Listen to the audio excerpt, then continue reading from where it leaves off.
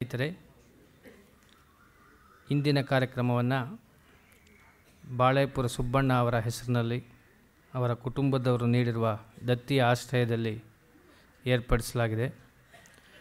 ದಯಮಾಡಿ ಶ್ರೋತೃಗಳಲ್ಲಿ ವಿನಂತಿ, ಯಾರು ದಿನಪತ್ರಿಕೆಯನ್ನು ಈ ಸಭಾಂಗಣದಲ್ಲಿ ಓದಬಾರ್ದು, ಅದಕ್ಕಾಗಿ ಪ್ರತ್ಯೇಕ ವ್ಯವಸ್ಥೆ ಇದೆ. ದಯವಿಟ್ಟು ಶಿಸ್ತು ಪಾಲನೆ ಮಾಡಿ ಸಭೆಯ ಗೌರವ ಕಾಪಾಡಿ.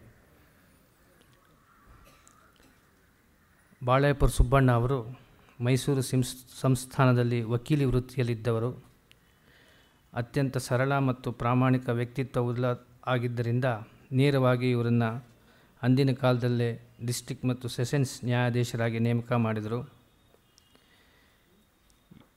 ಇವರು ಕೂಡ ನ್ಯಾಯಾಧೀಶರಾಗಿ ಕರ್ತವ್ಯ ನಿರ್ವಹಣೆಯಲ್ಲಿದ್ದಾಗ ಒಂದು ಕಳ್ಳತನದ ವಿಚಾರಣೆಗೆ ಸಂಬಂಧಪಟ್ಟಂತೆ ದಂಡನೆ ಕೊಡಬೇಕಾದಾಗ, ಅದು ಮರಣದಂಡನೆ ಕೊಡಬೇಕಾಗಿತ್ತು. ಆಗ ಇವರಿಗೆ ಬಹಳ ಮನಸ್ಸು ನೋವಾಗಿ ಅಂದಿನ ಸಮಾಜಕ್ಕೆ ಕೂಡ ಬಹಳಷ್ಟು ಒಂದು ವಿಶೇಷವಾದ ಸಂದರ್ಭ ಅಂತ ಹೇಳಿ ಬಂದು ಇವರು ತಮ್ಮ ಪ್ರಾಮಾಣಿಕತೆಯಿಂದ ನ್ಯಾಯವನ್ನು ನೀಡಿದರು. 1942ರಲ್ಲಿ ದೈವಾಧೀನರಾದರು. ಯಾವ ಒಂದು ವಿಷಯದ ಮೇಲೆ ಡಾಕ್ಟರ್ ಪುತ್ತೂರಾಯರು ಇಂದು ಮಾತನಾಡಲಿದ್ದಾರೆ, ಆ ಮಹನೀಯ ಗುಣಗಳು ಬಾಳೆಪುರ ಸುಬ್ಬಣ್ಣ ಅದರಲ್ಲೂ ಇತ್ತು. ಹೀಗಾಗಿ ಮಹನೀಯ ವ್ಯಕ್ತಿತ್ವ ಉಳ್ಳವರನ್ನು ಸ್ಮರಿಸುವುದು ಇಂದಿನ ಸಮಾಜಕ್ಕೆ ನಮಗೆಲ್ಲ ಕರ್ತವ್ಯವೂ ಹೌದು, ಪ್ರೇರಣಾದಾಯಕವೂ ಆಗಿರುತ್ತೆ. ಈ ಹಿನ್ನೆಲೆಯಲ್ಲಿ ಡಾಕ್ಟರ್ ಕೆ ಪಿ ಪುತ್ತೂರಾಯರು ಈ ವೇದಿಕೆಗೆ ಸುಪರಿಚಿತರು. ಈಗಾಗಲೇ 3-4 ಬಾರಿ ಈ ವೇದಿಕೆಯಿಂದ ತಮ್ಮ ಪ್ರಬೋಧನೆಯನ್ನು ಮಂಡಿಸಿದ್ದಾರೆ. ಆದರೂ ಕರ್ತವ್ಯ ದೃಷ್ಟಿಯಿಂದ ಒಂದೆರಡು ಮಾತು ಹೇಳ್ತೇನೆ.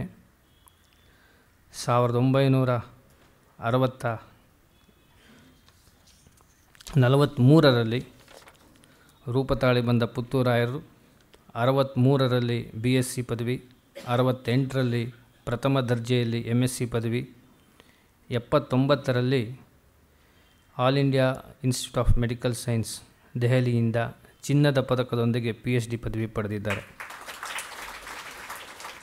2012ರಲ್ಲಿ ಅಮೆರಿಕಾದ ಐನ್ಸ್ಟೀನ್ ಯೂನಿವರ್ಸಿಟಿಯಿಂದ ಗೌರವ ಡಾಕ್ಟರೇಟ್ ಕೂಡ ಪಡೆದಿದ್ದಾರೆ. ವೃತ್ತಿಯಿಂದ ಬೋಧಕರಾಗಿ, ಪರೀಕ್ಷಕರಾಗಿ, ಸಂಶೋಧಕರಾಗಿ, ತಜ್ಞರಾಗಿ, ಅಧಿಕಾರಿಯಾಗಿ ಸುಮಾರು 4 ದಶಕಗಳ ಕಾಲ ಸೇವೆಯನ್ನು ಸಲ್ಲಿಸಿದ್ದಾರೆ.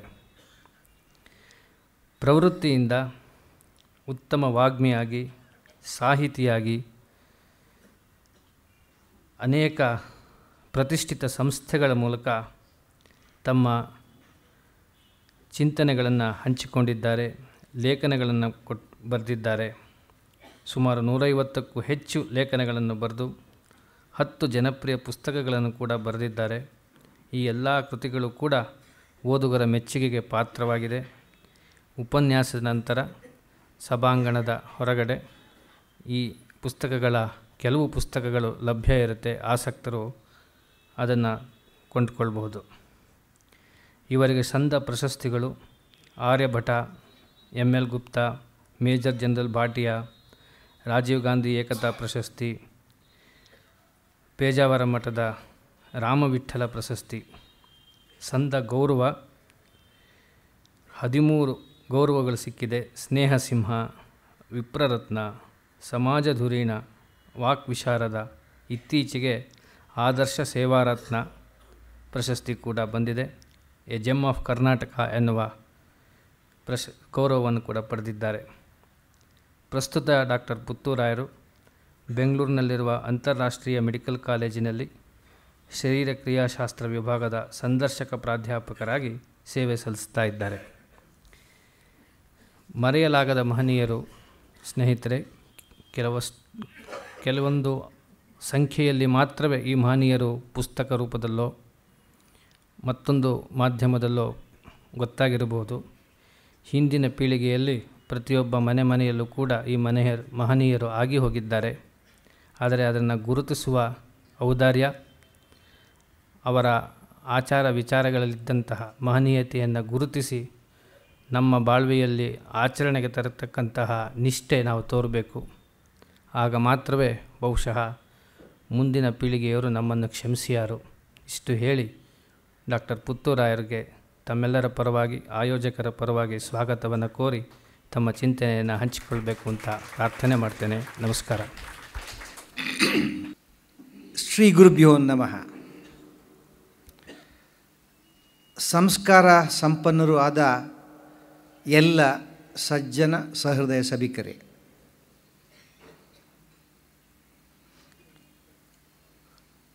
ಮಾತು ಬಲ್ಲವನಿಗೆ ಜಗಳವಿಲ್ಲ, ರೋಗ ಬಲ್ಲವನಿಗೆ ಊಟ ಬಲ್ಲವನಿಗೆ ರೋಗವಿಲ್ಲ ಅನ್ನೋದು ಒಂದು ಹಳೆಯ ಮಾತು. ಆದರೆ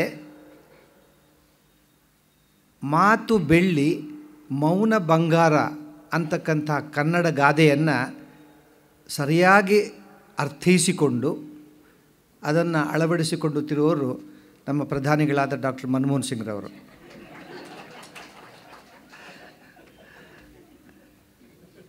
ಅದಕ್ಕೋಸ್ಕರ ತಮ್ಮ ಮೊಬೈಲ್ಗಳನ್ನು ಡಾಕ್ಟರ್ ಮನಮೋಹನ್ ಸಿಂಗ್ ಮೋಡಲ್ಲಿ, ಅಂದರೆ ಸೈಲೆಂಟ್ ಮೋಡಲ್ಲಿ ಇಡಬೇಕಾಗಿ ಪ್ರಾರ್ಥನೆ.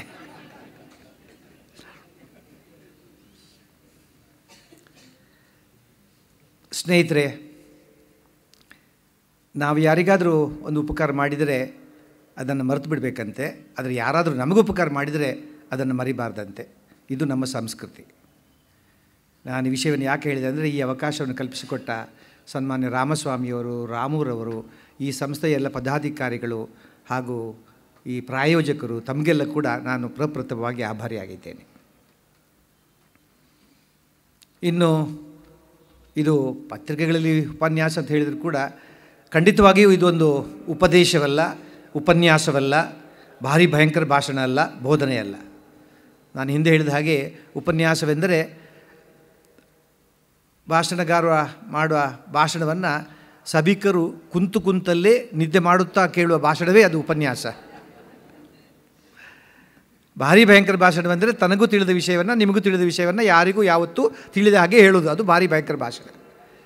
ಇನ್ನು ಉಪದೇಶ ಅಂದರೆ ಸಾಮಾನ್ಯವಾಗಿ ನಾವು ಉಪದೇಶವನ್ನು ಇತರರಿಗೆ ಧಾರಾಳವಾಗಿ ಕೊಡುವಷ್ಟು ಇನ್ಯಾವುದನ್ನು ಕೊಡೋಲ್ಲ. ಆ ಉಪದೇಶದಲ್ಲಿ ಕೇವಲ ಒಂದು 50% ಆದರೂ ನಾವು ಪಾಲಿಸಿಕೊಂಡ್ರೆ ಈ ಜಗತ್ತೇ ಉದ್ಧಾರ ಆಗ್ತಿತ್ತು. ಅದಕ್ಕೋಸ್ಕರ ನಾನು ಇದ್ರ ಉಪದೇಶ ಕೈ ಹೇಳೋಕ್ಕಾಗಲ್ಲ.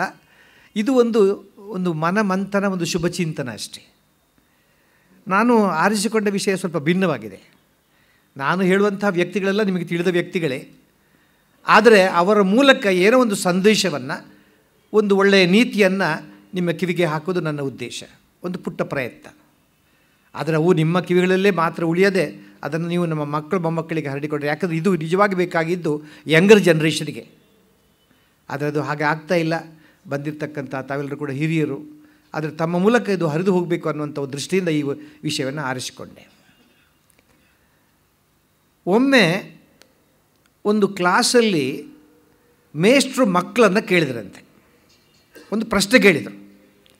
ಅವರು ಕೇಳಿದ ಪ್ರಶ್ನೆ ಏನೆಂದರೆ, ಮಕ್ಕಳೇ, ವಿದ್ಯಾರ್ಥಿಗಳೇ, ನಿಮ್ಮಲ್ಲಿ ನಿಮ್ಮ ಅಪ್ಪನ ಹೆಸರು ಎಷ್ಟು ಜನರಿಗೆ ಗೊತ್ತಿದೆ? ಕೈ ಎತ್ತಿ. ಎಲ್ಲರೂ ಕೈ ಎತ್ತಿದರು. ಅಯ್ಯೋ, ನಮ್ಮ ಅಪ್ಪ ನಮಗೆ ಗೊತ್ತಿಲ್ವಾ? ಎಲ್ಲ ಹೆಸರು ಹಾಗೆ ಹೇಳಿದ್ದಾರೆ.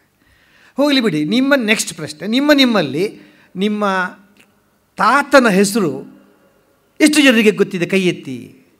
ಕೇವಲ 50% ಮಾತ್ರ ಎತ್ತಿದರು. ಸರ್, ನನಗೆ ಅಪ್ಪನ ಹೆಸರು ಗೊತ್ತು, ನನ್ನ ಅಪ್ಪನ ಹೆಸರು ನನಗೆ ಗೊತ್ತಿಲ್ಲ.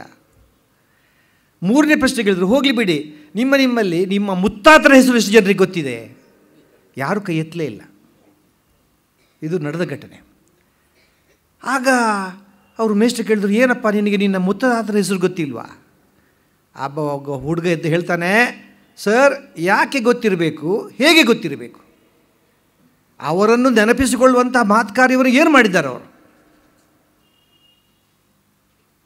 ನೀವು ಬೇಕಿದ್ರೆ ನಮ್ಮ ರಾಷ್ಟ್ರಪಿತನ ಹೆಸರು ಕೇಳಿ, ನಾನು ಹೇಳ್ತೇನೆ. ನಮ್ಮ ದೇಶದ ಹಿರಿಮೆಯನ್ನು ಹೆಚ್ಚಿಸಿದಂಥ ನಮ್ಮ ವೀರ ಸನ್ಯಾಸ ಹೆಸರು ಹೇಳಿ ನಾನು ಹೇಳ್ತೇನೆ.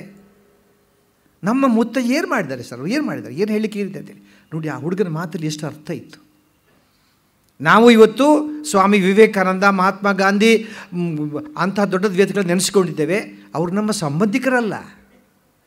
ಅವರು ಇವತ್ತು ಕಾಲವಾಗಿ ಎಷ್ಟೋ ವರ್ಷಗಳಾಗಿವೆ. ನೂರಾರು ವರ್ಷಗಳಾದರೂ ಕೂಡ ನಾವು ಅವರನ್ನು ಮರ್ತಿಲ್ಲ. ಅದು ಹೇಗೆ ಸಾಧ್ಯ ಆಯಿತು? ಆದರೆ ನಮ್ಮ ಮುತ್ತಾದರ ಹೆಸರು ನಮಗೆ ಗೊತ್ತಿರೋದಿಲ್ಲ. ಹೀಗಾಯಿತು, ಯಾಕೆ ಹೀಗಾಯಿತು ಅಂದರೆ ಅವರೆಲ್ಲ ಮರೆಯಲಾಗದ ಮಹನೀಯರಾಗಿದ್ದರು. ಅಷ್ಟೇ ಉತ್ತರ ಇದಕ್ಕೆ. ಕೆಲವರನ್ನು ನಾವು ಬಹಳ ಪ್ರಯತ್ನಪಟ್ಟು ನೆನಪಿಟ್ಟುಕೊಳ್ಳಿಕ್ಕೆ ಪ್ರಯತ್ನ ಪಡ್ತೀವಿ, ಆದರೆ ನೆನಪಲ್ಲಿ ಉಳಿಯುವುದಿಲ್ಲ ಅವರು. ಕೆಲವರನ್ನು ಮರೀಲಿಕ್ಕೆ ನಾವು ಪ್ರಯತ್ನ ಪಡ್ತೀವಿ, ಮರೀಲಿಕ್ಕೆ ಆಗೋದೇ ಇಲ್ಲ. ಅಂತಹ ಕೆಲವು ಮಹನೀಯರು, ಮರೆಯಲಾದ ಮಹನೀಯರ ಬಗ್ಗೆ ನಾನು ಇವತ್ತು ಪ್ರಸ್ತಾಪಿಸಬೇಕಿದ್ದೇನೆ. ನಿಮಗೆಲ್ಲ ತಿಳಿದ ವ್ಯಕ್ತಿಗಳೇ, ಆದರೆ ಅವರ ಮೂಲಕ ಏನೋ ಒಂದು ಸಣ್ಣ ಒಂದು ನೀತಿಯನ್ನು, ಒಂದು ಮೌಲ್ಯವನ್ನು ನಿಮ್ಮ ಕಿವಿಗೆ ಹಾಕಬೇಕನ್ನೋದೇ ನನ್ನ ಪುಟ್ಟ ಪ್ರಯತ್ನ. ಅದಕ್ಕೆ ನಾನು ಒಂದು ಕಡೆ ಬರೆದೆ, ಕಣ್ಣೆದುರು ಬಂದವರೆಲ್ಲ ಮನದೊಳಗೆ ಹೋದಾರೆ, ಮನದೊಳಗೆ ಬಂದವರೆಲ್ಲ ಹೃದಯಕ್ಕೆ ಮನದೊಳ್ಳಿ ಉಳಿದಾರೆ, ಮನದಲ್ಲಿ ಉಳಿದವರೆಲ್ಲ ಹೃದಯಕ್ಕೆ ಇಳಿದಾರೆ. ಹಾಗಾಗೋಲ್ಲ. ನಮ್ಮ ದಿನನಿತ್ಯ ಜೀವನದಲ್ಲಿ ನಾವು ನೂರಾರು ಜನರನ್ನು ನೋಡ್ತೇವೆ. ಆ ನೋಡಿದವ್ರ ಪೈಕಿ ಕೆಲವರು ಮಾತ್ರ ನಮಗೆ ಪರಿಚಯ ಆಗುತ್ತೆ. ಪರಿಚಯ ಯಾವುದರ ಪೈಕಿ ಕೆಲವರು ಮಾತ್ರ ನಮ್ಮ ಸ್ನೇಹಿತರಾಗ್ತಾರೆ. ಸ್ನೇಹಿತರ ಪೈಕಿ ಕೂಡ ಕೆಲವರು ಮಾತ್ರ ತುಂಬ ಆತ್ಮೀಯರಾಗ್ತಾರೆ. ಆತ್ಮೀಯರ ಪೈಕಿ ಕೂಡ ಕೆಲವರು ಕೂಡ ಮರೆಯರದ ಮಹನೀಯರಾಗುತ್ತಾರೆ. ಇದು ಪಾಯಿಂಟ್. ಈ ಹಿನ್ನೆಲೆಯಲ್ಲಿ ಅಂತಹ ಮಹನೀಯರ ಜೀವನದ ಬಗ್ಗೆ ಒಂದೊಂದು ಸಣ್ಣ ಘಟನೆಯನ್ನು ಆರಿಸಿ ನಾನು, ಅದು ಕತೆ ಅಲ್ಲ, ಕತೆಯ ಮೂಲಕ ಒಂದು ನೀತಿ. ಕತೆ ಮುಖ್ಯ ಅಲ್ಲ, ನೀತಿ. ಮಕ್ಕಳಿಗೆ ನಾವು ನೀತಿ ಹೇಳಬೇಕು ಕತೆಗಳ ಮೂಲಕ, ನೀತಿ. ಅಂತಹ ಒಂದು ರಾಮಾಯಣ ಮಹಾಭಾರತದಿಂದ ಹಿಡಿದು ನಮ್ಮ ಜೀವನಾದ್ಯಂತ ನಾವು ಕಂಡುಬರುವಂತಹ ಕೆಲವು ವ್ಯಕ್ತಿಯ ನಮ್ಮ ವೈಯಕ್ತಿಕ ಜೀವನದಲ್ಲಿ ಅಥವಾ ನಮ್ಮ ಮಹಾಭಾರತ ಮಹಾಕಾವ್ಯಗಳಲ್ಲಿ ಬರ್ತಕ್ಕಂಥ ಒಂದೊಂದು ಪಾತ್ರವನ್ನು ಹಿಡಿದು ಏನೋ ಒಂದಷ್ಟು ಸಣ್ಣ ಚಿಂತನೆಯನ್ನು ಮಾಡಬೇಕನ್ನೋದೇ ನನ್ನ ಒಂದು ಸಂಕಲ್ಪ. ಒಂದು, ಉತ್ತರ ಭಾರತದಲ್ಲಿ ತುಲಾರಾಮ್ ಎಂಬ ಯುವಕನಿದ್ದ. ಅವನಿಗೆ ರತ್ನಾವಳಿ ಎಂಬ ಒಂದು ಸುಂದರ ಹುಡುಗಿ ಜೊತೆ ಲಗ್ನವಾಗುತ್ತೆ. ಇವರಿಬ್ಬರು ಕೂಡ ಅನ್ಯೋನ್ಯ ದಂಪತಿಗಳಾಗಿದ್ದರು. ಇವನಿಗಂತೂ ಹೆಂಡತಿಯನ್ನು ಒಂದು ಕ್ಷಣ ಕೂಡ ಬಿಟ್ಟಿರಲಿಕ್ಕೆ ಆಗ್ತಿರಲಿಲ್ಲ. ಆ ತುಲಾರಾಮ್ ಒಂದು ದಿವಸ ತನ್ನ ಕೆಲಸವನ್ನು ಮುಗಿಸಿ ಸಂಜೆ ಮನೆಗೆ ಬಂದಾಗ ಮನೆಯ ಬಾಗಿಲು ಮುಚ್ಚಿತ್ತು. ಮನೆಯೊಳಗೆ ಮಡದಿ ಇರಲಿಲ್ಲ. ಕೇಳಲಾಗಿ, ಇಲ್ಲ, ಅವಳು ತನ್ನ ತವರು ಮನೆಗೆ ಹೋಗಿದ್ದಾಳೆ ಅಂತ ಪಕ್ಕದವರು ಹೇಳ್ತಾರೆ.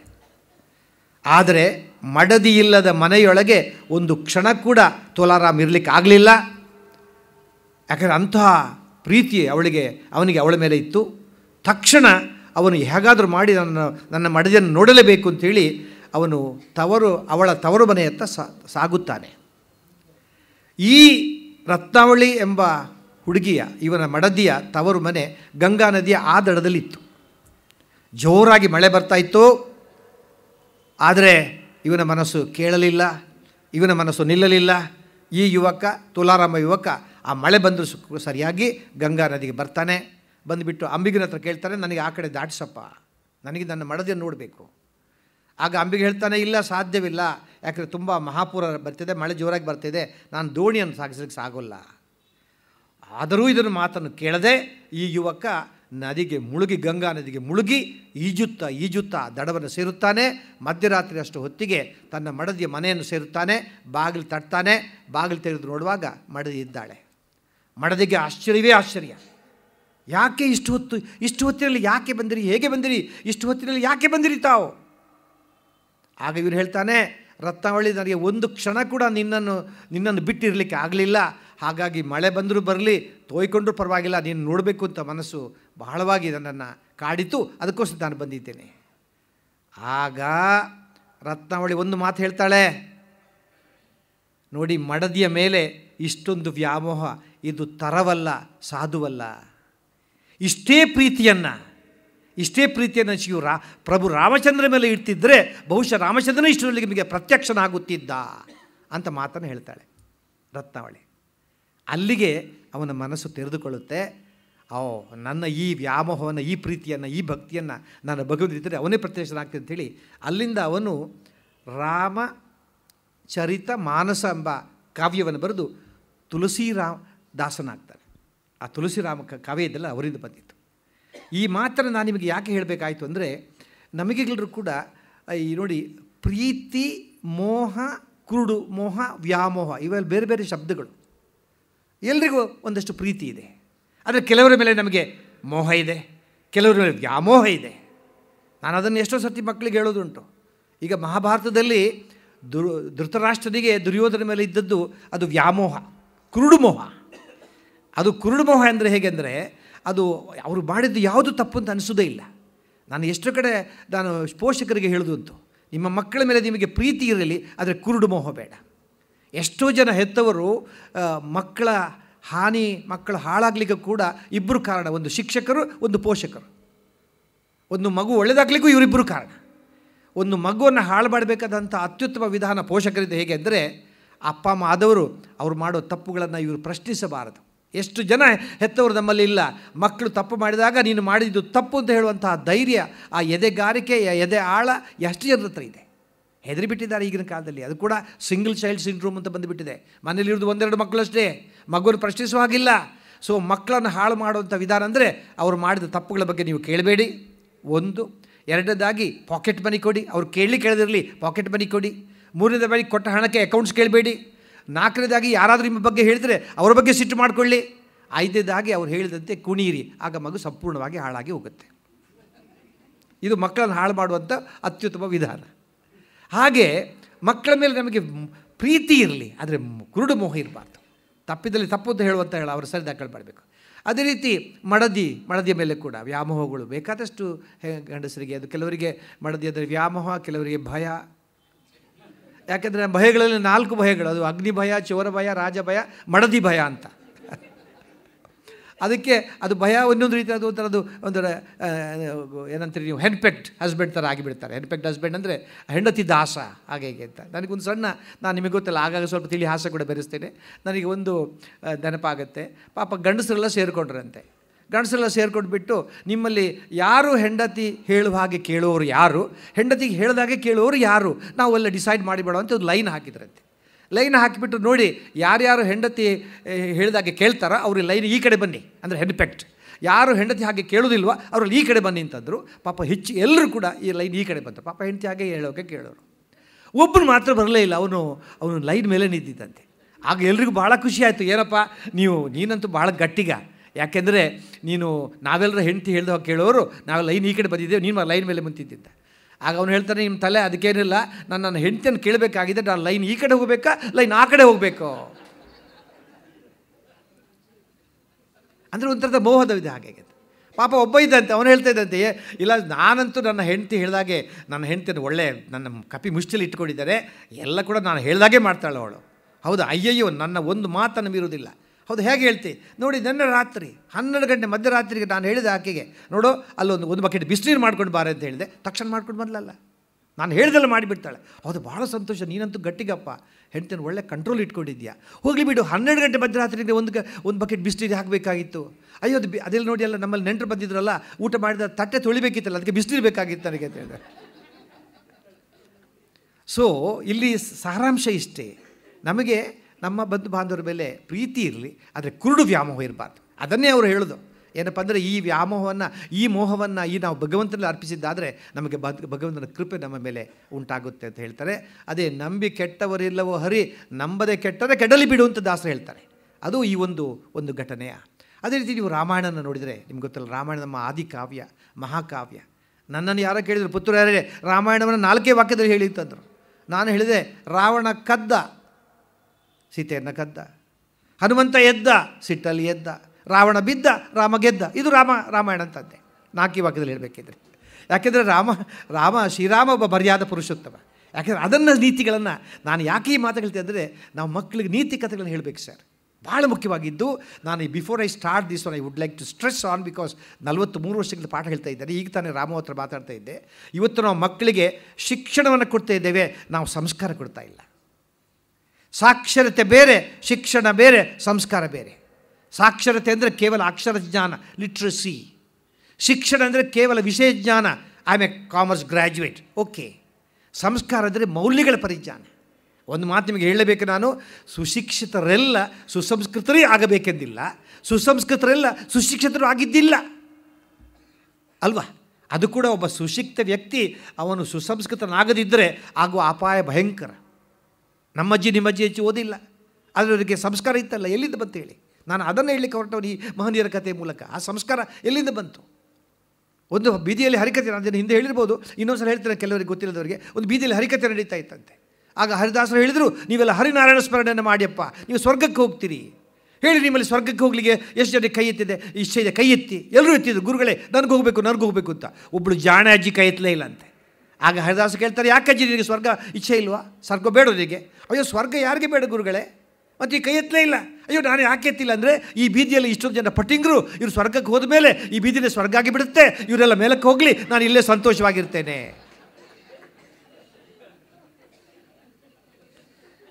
ಶಿಕ್ಷಣ ಶಾಲಾ ಕಾಲೇಜಿಂದ ಬರಲಿ, ಸಂಸ್ಕಾರ ಮನೆಯಿಂದ ಬರಬೇಕು. ಅದಕ್ಕೋಸ್ಕರ ಈ ನೀತಿಕತೆಗಳು.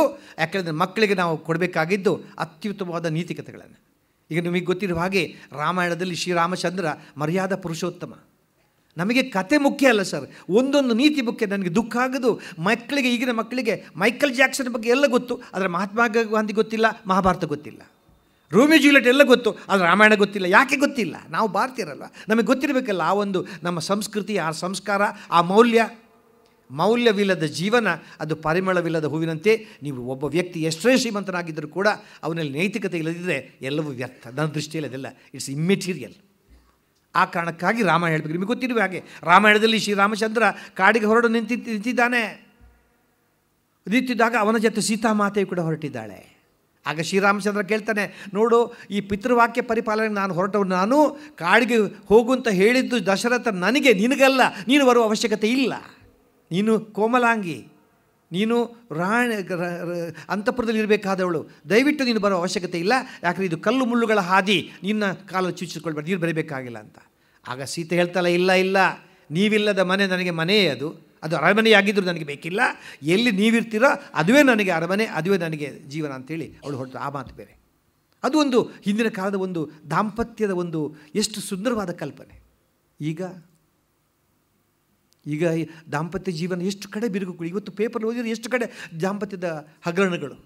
ಯಾಕೆಂದರೆ ಗಂಡ ಕಿಲಾಡಿ, ಹೆಂಡತಿ ಕಿಲಾಡಿ, ಹೆಂಡತಿ ಕಿಲಾಡಿ ಗಂಡ. ಪಾಪ ಗಂಡ ಕೇಳ್ತಾರೆ ಅಂತ ಹೆಂಡತಿ ಆದರೆ, ಏನ್ರಿ ಒಂದು ವೇಳೆ ನಾನು ಸತ್ತು ಹೋದರೆ ನೀವು ಇನ್ನೊಂದು ಮದುವೆ ಆಗ್ತೀರಾ? ಅವ ಕಿಲಾಡಿ ಗಂಡ ಹೇಳ್ತಾನೆ, ನೋಡಿ ನನಗೆ ಈಗಿಲ್ಲ ಏನನ್ನು ಹೇಳಿ ಆಸೆ ಹುಟ್ಟಿಸ್ಬೇಡ. ಇನ್ನೊಬ್ಳಿಗೆ ಹೇಳ್ತಾನೆ ಅಂತ, ಏನ್ರಿ ಒಳ್ಳೆ ನಾನು ಸತ್ತು ಹೋದರೆ ನಿಮಗೆ ಏನು ಆಗ್ಬೋದು? ಆಗ ಇವನು ಹೇಳ್ತಾನೆ ಕಿಲಾಡಿ ಗಂಡ, ನೋಡಿ ನೀನು ಸತ್ತು ಹೋದರೆ ನಾನು ಕೂಡ ಹಾರ್ಟ್ ಅಟ್ಯಾಕ್ ಆಗಿ ಸತ್ತು ಹೋಗ್ಬೋದು. ಅಷ್ಟೊಂದು ಪ್ರೀತಿನೇ ನಿಮಗೆ, ಅಷ್ಟೊಂದು ವ್ಯಾಮೋಹನ ಇಲ್ಲ. ಪ್ರೀತಿ ಮಣ್ಣಗಟ್ಟಿ ಇಲ್ಲ. ಡಾಕ್ಟರ್ ಹೇಳಿದ್ದಾರೆ, ಜೀವನದಲ್ಲಿ ಅತಿಯಾದ ಸಂತೋಷ ಆದರೆ people die of heart attack. ಅಂದರೆ ಆ ಒಂದು ರೀತಿ ಇದೆ. ಬಂದು ಒಂದು ಕರ್ತವ್ಯ ದೃಷ್ಟಿಯಂಥ ಒಂದು ಅನುರಾಗ ದಾಂಪತ್ಯಗಳು ಭಾಳ ಅಪರೂಪ ಆಗಿದೆ. ಅದು ರಾಮಾಯಣದಲ್ಲಿ ಹಾಗಿಲ್ಲ. ನೀವು ರಾಮಾಯಣ ಮುಂದುವರಿತಾ ನೋಡಿದ್ರೆ ಎಂತೆಂಥ ಘಟನೆಗಳು ಬರುತ್ತೆ. ಅಲ್ಲಿ ಶ್ರೀಲಂಕೆಯನ್ನು ಗೆದ್ದು ಶ್ರೀರಾಮಚಂದ್ರ ಹೊರಟು ನಿಂತಿರಬೇಕಿದ್ರೆ ಎಲ್ಲರೂ ಹೊರಟು ರಾವಣ ಸತ್ತು ಬಿದ್ದಿರ್ತಾನೆ. ಆಗ ರಾಮಚಂದ್ರ ವಿಭೀಷಣ ಕರೆದು ಹೇಳ್ತಾನೆ, ನೋಡು, ನೀವು ನನ್ನ ವೈರಿ ಆಗಿರ್ಬೋದು, ಈ ಕಾಳಗದಲ್ಲಿ ಸೋತು ಬಿದ್ದಿರ್ಬೋದು, ಆದರೆ ಅವನು ರಾಜರೀತಿಯವನು ಬಲ್ಲವನಾಗಿದ್ದ, ದೊಡ್ಡ ವಿದ್ವಾಂಸನಾಗಿದ್ದ. ಆ ಕಾರಣಕ್ಕಾಗಿ ನೀನು ಅವನ ಹೆಣವನ್ನು ಹೀಗೆ ಬಿಟ್ಟು ಹೋಗೋದು ತರವಲ್ಲ. ಅವನಿಗೆ ತಮ್ಮನಾದ ನೀನು ಅಂತ್ಯ ಸಂಸ್ಕಾರವನ್ನು ಮಾಡಿಯೇ ಹೋಗಬೇಕು ಅಂತೇಳಿ ಅವನಿಗೆ ಆಜ್ಞಾಪಿಸ್ತಾನೆ. ಯಾರು? ಶ್ರೀರಾಮಚಂದ್ರ ವಿಭೀಷಣನಿಗೆ. ನೋಡಿ, ಅದು ತತ್ವ, ಅದು ನ್ಯಾಯ. ಆಮೇಲೆ ಮತ್ತೆ ಇವನು ಲಕ್ಷ್ಮಣ ಹೇಳ್ತಾನೆ, ಅಣ್ಣ ನಾವು ಯಾಕೆ ಬಿಟ್ಟು ಹೋಗಬೇಕು? ಯಾಕೆ ಸ್ವರ್ಣಮಯಿ ಲಂಕಾ ಇದು ಇಂತಹ ಸುಭದ್ರವಾದ ದೇಶ, ಸ್ವರ್ಣಭರಿತವಾದ ದೇಶ, ನಾವು ಯಾಕೆ ಇಲ್ಲಿ ಬಿಟ್ಟು ಹೋಗೋ, ಇಲ್ಲಿರ್ಬೋದಲ್ಲ. ಆಗ ರಾಷ್ಟ್ರಪ್ರೇಮ ಅಂದರೆ ಏನು ಅನ್ನೋದನ್ನು ಪ್ರಪ್ರಥಮವಾಗಿ ಹೇಳಿದವನು ಶ್ರೀರಾಮಚಂದ್ರ. ಸ್ವರ್ಣಮಯಿ ಲಂಕಾ ನರೋಚತೆ ಲಕ್ಷ್ಮಣ ಜನನಿ ಜನ್ಮಭೂಮಿಶ್ಚ ಸ್ವರ್ಗಾದಪಿ ಗರಿಯಸಿ, nothing is greater to me than my mother and mother ಲ್ಯಾಂಡ್ ಅಂತಕ್ಕಂತಹ ರಾಷ್ಟ್ರಪ್ರೇಮವನ್ನು ಮೊದಲು ಸಾರಿದಂಥ ವ್ಯಕ್ತಿ ಶ್ರೀರಾಮಚಂದ್ರ. ಇದನ್ನು ಮಕ್ಕಳಿಗೆ ಹೇಳ್ಕೊಡ್ಬೇಕು. ಈಗಿನ ಮಕ್ಕಳದ್ದು ಭಾಳ ಬೇಕಿರ್ತಾರೆ ಬಿಡಿ. ನಾನು ಯಾರೋ ಮೊನ್ನೆ ಕೇಳಿದೆ, ನಮ್ಮ ಭಾರತ ದೇಶದಿಂದ ವಿದೇಶಕ್ಕೆ ಹೋದ ಪ್ರಪ್ರಥಮ ಮಹಿಳೆ ಯಾರು? ಅವನು ಹೇಳ್ತಾನೆ ಸೀತಾದೇವಿ ಸರ್. ಅಲ್ಲ, ಅವನು ಹೇಳಿದ್ರು ತಪ್ಪಿಲ್ಲ. ನಮ್ಮ ದೇಶದ ಪ್ರಚಲಿತ ಪತ್ರಿಕೆ ಯಾವುದು? ಇನ್ನೊಬ್ಬ ಹುಡುಗರಿಗೆ ಹೇಳಿದೆ, ಲಗ್ನ ಪತ್ರಿಕೆ ಸರ್. ಹೌದು, ಇಲ್ಲಿ ಮದುವೆಗಳಾಗ್ತಾನೆ ಇರ್ತೇವಲ್ಲ. ಆಮೇಲೆ ನೋಡಿ, ನೀವು ರಾಮಾಯಣ ಮುಂದುವರಿತಾ ಹೋದರೆ ಎಂಥ ನೀತಿಗಳು ಸಿಗ್ತವೆ. ಕೈಕೇಯಿ, ನಿಮಗೆ ಗೊತ್ತಿರುವ ಹಾಗೆ ಕೈಕೇಯಿ ಅವಸಾನ ಆಗುತ್ತೆ. ಅವಸಾನ ಆದ ಕೂಡ ಎಲ್ಲರೂ ಹೇಳ್ಕೊಳ್ತಾರೆ, ಕೈಕೇಯಿಗೆ ನಾವು ಅವಳು ನರಕಕ್ಕೆ ಹೋಗಬೇಕು. ಯಾಕೆಂದರೆ ನಿನ್ನಂತಹ ಒಂದು ಮರ್ಯಾದಾ ಪುರುಷೋತ್ತಮನನ್ನು, ಗುಣಾಢ್ಯನನ್ನು ನಿನ್ನನ್ನು ಕಾಡಿಗೆ ಕಳಿಸಿದಂಥ ದುಷ್ಟೆ ಆಕೆ. ಅವಳಿಗೆ ಸ್ವರ್ಗ ಸಿಗಬಾರ್ದು ಅಲ್ವಾ? ಯಾಕೆಂದರೆ ನಿನ್ನನ್ನು ಕಾಡಿಗೆ ಕಳಿಸಿದ್ರೊಳಗೆ ಅವಳು ಇಲ್ಲಿಗೆ ಹೋಗಬೇಕು, ಅವಳು ನರಕಕ್ಕೆ ಹೋಗಬೇಕು ಅಂತ. ಆಗ ಶ್ರೀರಾಮಚಂದ್ರ ಹೇಳ್ತಾನೆ, ಇಲ್ಲ, ಕೈಕೇಯಿಗೆ ಅವಳಿಗೆ ಸ್ವರ್ಗವೇ ಸಿಗಬೇಕು. ಎಲ್ಲರೂ ಕೇಳ್ತಾರೆ, ಯಾಕೆ ಮಹಾರಾಜ, ಅವಳಿಗೆ ಯಾಕೆ, ಅವಳಿಗೆ ಅಂಥವಳಿಗೆ ಯಾಕೆ ಸ್ವರ್ಗ, ಅವಳಿಗೆ ನರಕವೇ ಸಿಗಬೇಕು. ಆಗ ಅವನೊಂದು ಮಾತು ಹೇಳ್ತಾನೆ, ಅವಳು ಏನೇ ಇರಲಿ, ಆದರೆ ಭರತನಂತಹ ಒಬ್ಬ ಅತ್ಯುತ್ತಮವಾದ ಒಬ್ಬ ಮಗನಿಗೆ ಜನ್ಮ ಕೊಟ್ಟಂತಹ ಮಾತಾಯಿ ಆಕೆ, ಆ ಕಾರಣಕ್ಕಾಗಿ ಆಕೆ ಸ್ವರ್ಗಕ್ಕೆ ಹೋಗಬೇಕನ್ನುವಂಥ ನೀತಿಯನ್ನು ಹೇಳ್ತಾನೆ ಅಲ್ಲಿ. ಯಾಕೆಂದರೆ ಅಲ್ಲಿ ಅಮ್ಮನ ಪಾತ್ರಗಳು ವಹಿಸಿದಳು ಅಷ್ಟೇ. ಅಮ್ಮ ಅಂದರೆ ನಿಮಗೆ ಗೊತ್ತಿರುವಲ್ಲ, ಅಮ್ಮನ ವ್ಯಾಮೋಹ ಅದು ಒಂದು ಕೊರಳ ಸಂಬಂಧ ಅಲ್ವೇ ಅಲ್ಲ. ನೋವನ್ನು ತಾನುಂಡು ನಲಿವನ್ನು ಇತ್ತವಳ ಹೆಸರು ಅಮ್ಮ. ಅಮ್ಮ ಕೊಟ್ಟ ಗುದ್ದಲ್ಲಿ ನೋವೇ ಇಲ್ಲ, ಅಜ್ಜಿ ಕೊಟ್ಟ ಮದ್ದಲ್ಲಿ ಮೋಸವೇ ಇಲ್ಲ. ನನ್ನ ನುಡಿಬುತ್ತಲ್ಲಿ ಬರೆದಿದ್ದೇನೆ ನೋಡಿ. ಅಮ್ಮ ಎಷ್ಟು ಗುದ್ದಿ ಕೊಟ್ಟರು ಕೂಡ ಅಲ್ಲಿ ನೋವಿಲ್ಲ, ಯಾಕಂದರೆ ಅಮ್ಮ ಕೊಟ್ಟ ಗುದ್ದಲ್ಲ, ಅದು ಪ್ರೀತಿ ಇದೆ. ಅಜ್ಜಿ ಕೊಟ್ಟ ಮದ್ದಲ್ಲಿ ಮೋಸ ಇಲ್ಲ, ಯಾಕಂದರೆ ಅದು ಅನುಭವ ಅಲ್ಲಿ ಕೆಲಸ ಮಾಡಿದೆ. ಅದ್ಭುತವಾದ ಕಲಿಸಿದೆ. ಒಂದು ಮಗ ಅಮ್ಮನಿಗೆ ಕೇಳ್ತಾನಂತೆ, ಅಮ್ಮ ಮಗನಿಗೆ ಹೇಳ್ತಾಳೆ ನೋಡಿ, ಇದರಲ್ಲಿ ಎಂಥ ಅರ್ಥ ಇದೆ, ತುಂಬ ಅರ್ಥ ಇದೆ, ನಾನು ಮೊನ್ನೆ ಎಲ್ಲ ಓದಿದೆ. ಅಮ್ಮ ಮಗನಿಗೆ ಹೇಳ್ತಾಳೆ, ಮಗು ನಿನ್ನನ್ನು ನಾನು ತುಂಬ ಪ್ರೀತಿಸುತ್ತೇನೆ. ಆಗ ಮಗು ಅಮ್ಮನಿಗೆ ಕೇಳುತ್ತೆ, ಅಮ್ಮ ನೀನು ನನ್ನನ್ನು ತುಂಬ ಪ್ರೀತಿಸುತ್ತೀಯ, ಹಾಗೆಯೇ ನನ್ನ ಪಕ್ಕದ ಮನೆಯ ಗೆಳೆಯರನ್ನು ಕೂಡ ನಿನ್ನ ಹಾಗೆಯೇ ಪ್ರೀತಿಸಬಲ್ಲೆಯಾ? ಆಗ ಅಮ್ಮ ಹೇಳ್ತಾಳೆ, ಖಂಡಿತ ಪ್ರೀತಿಸುತ್ತೇನೆ ಮಗು, ನಿನ್ನ ಗೆಳೆಯನನ್ನೂ ಪ್ರೀತಿಸುತ್ತೇನೆ, ಆದರೆ ಪಕ್ಕದ ಮನೆಯ ಮಗುವೆಂದು ಅಲ್ಲ, ನಿನ್ನ ಗೆಳೆಯನೆಂದು.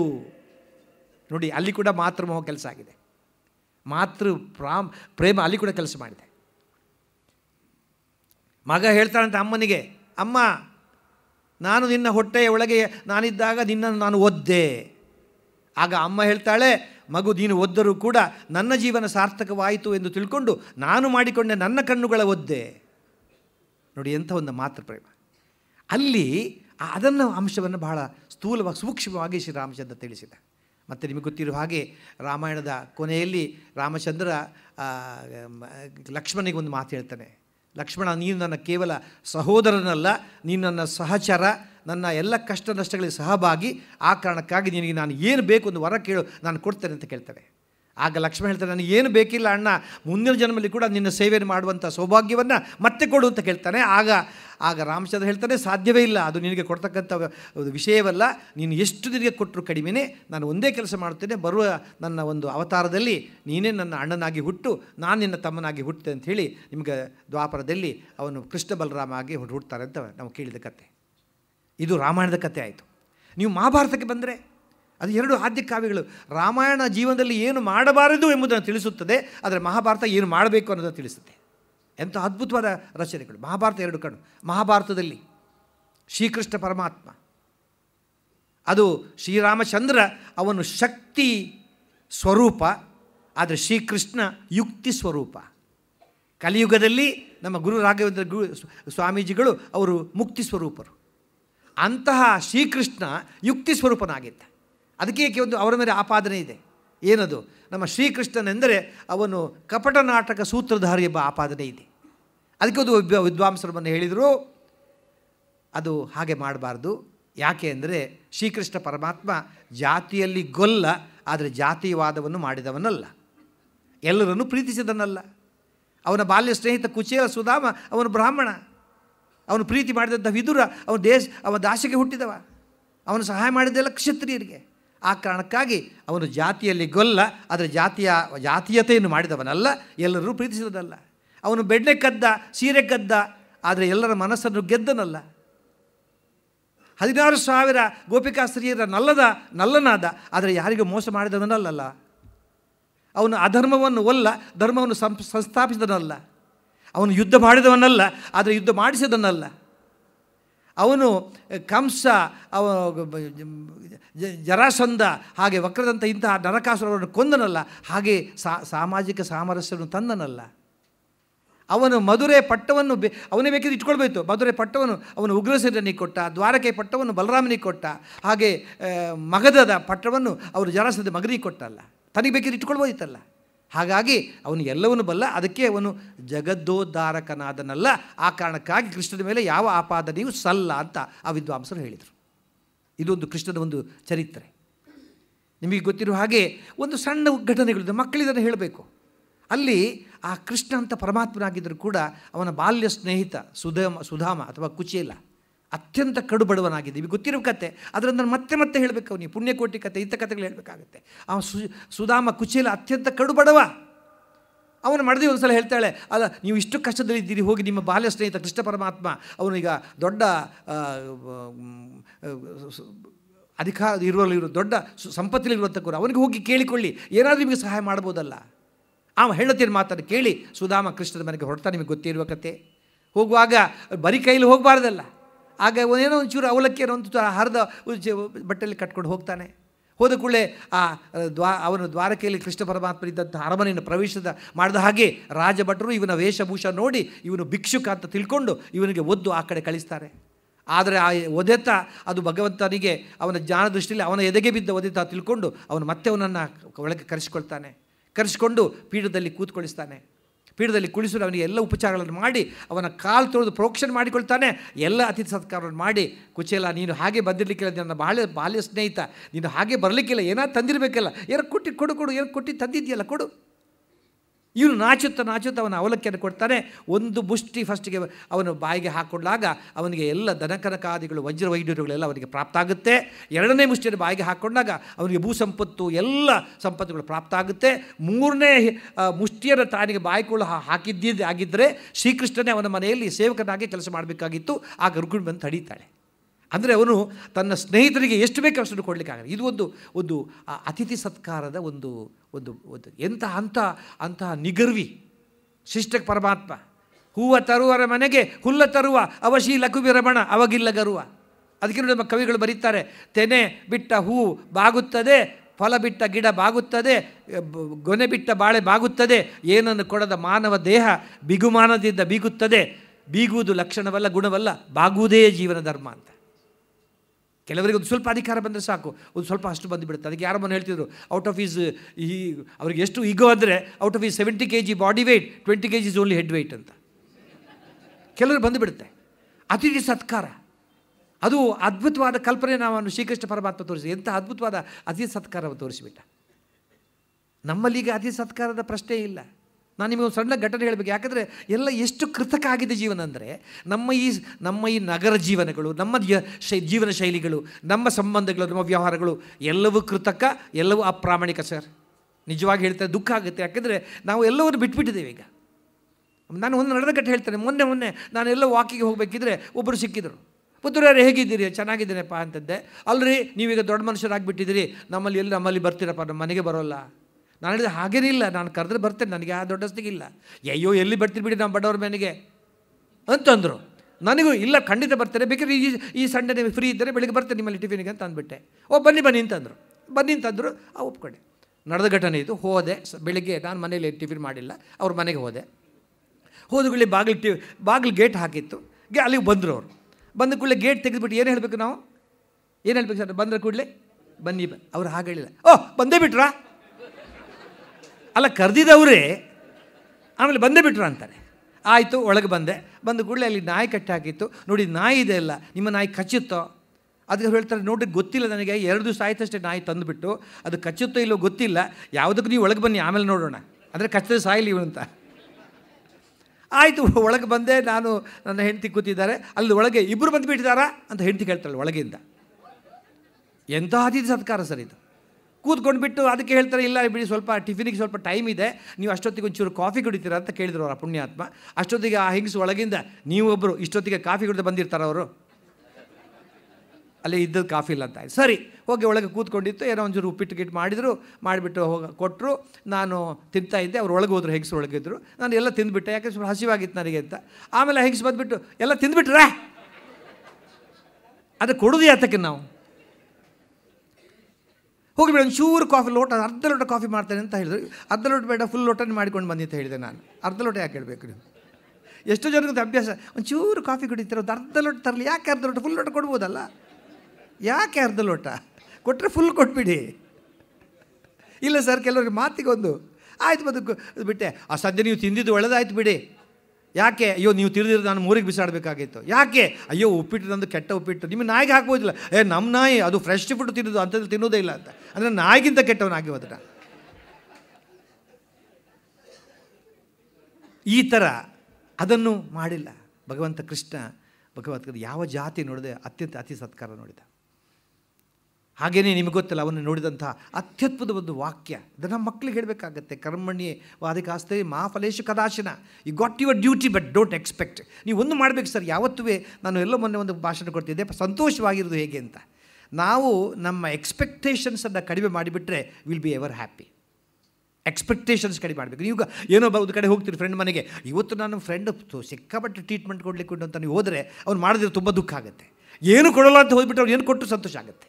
ಆ ಕಾರಣಕ್ಕಾಗಿ ಜೀವನದಲ್ಲಿ ಎಕ್ಸ್ಪೆಕ್ಟೇಷನ್ಸ್ ಕಡಿಮೆ ಮಾಡಬೇಕು. ಅದನ್ನೇ ಭಗವಂತನೇ ಎಲ್ಲವನ್ನೂ ನೀಡಿದವನು ನೀನೇ ಎಂದು ಭಾವಿಸುವುದು ಅದು ಭಕ್ತಿ ಮಾರ್ಗ.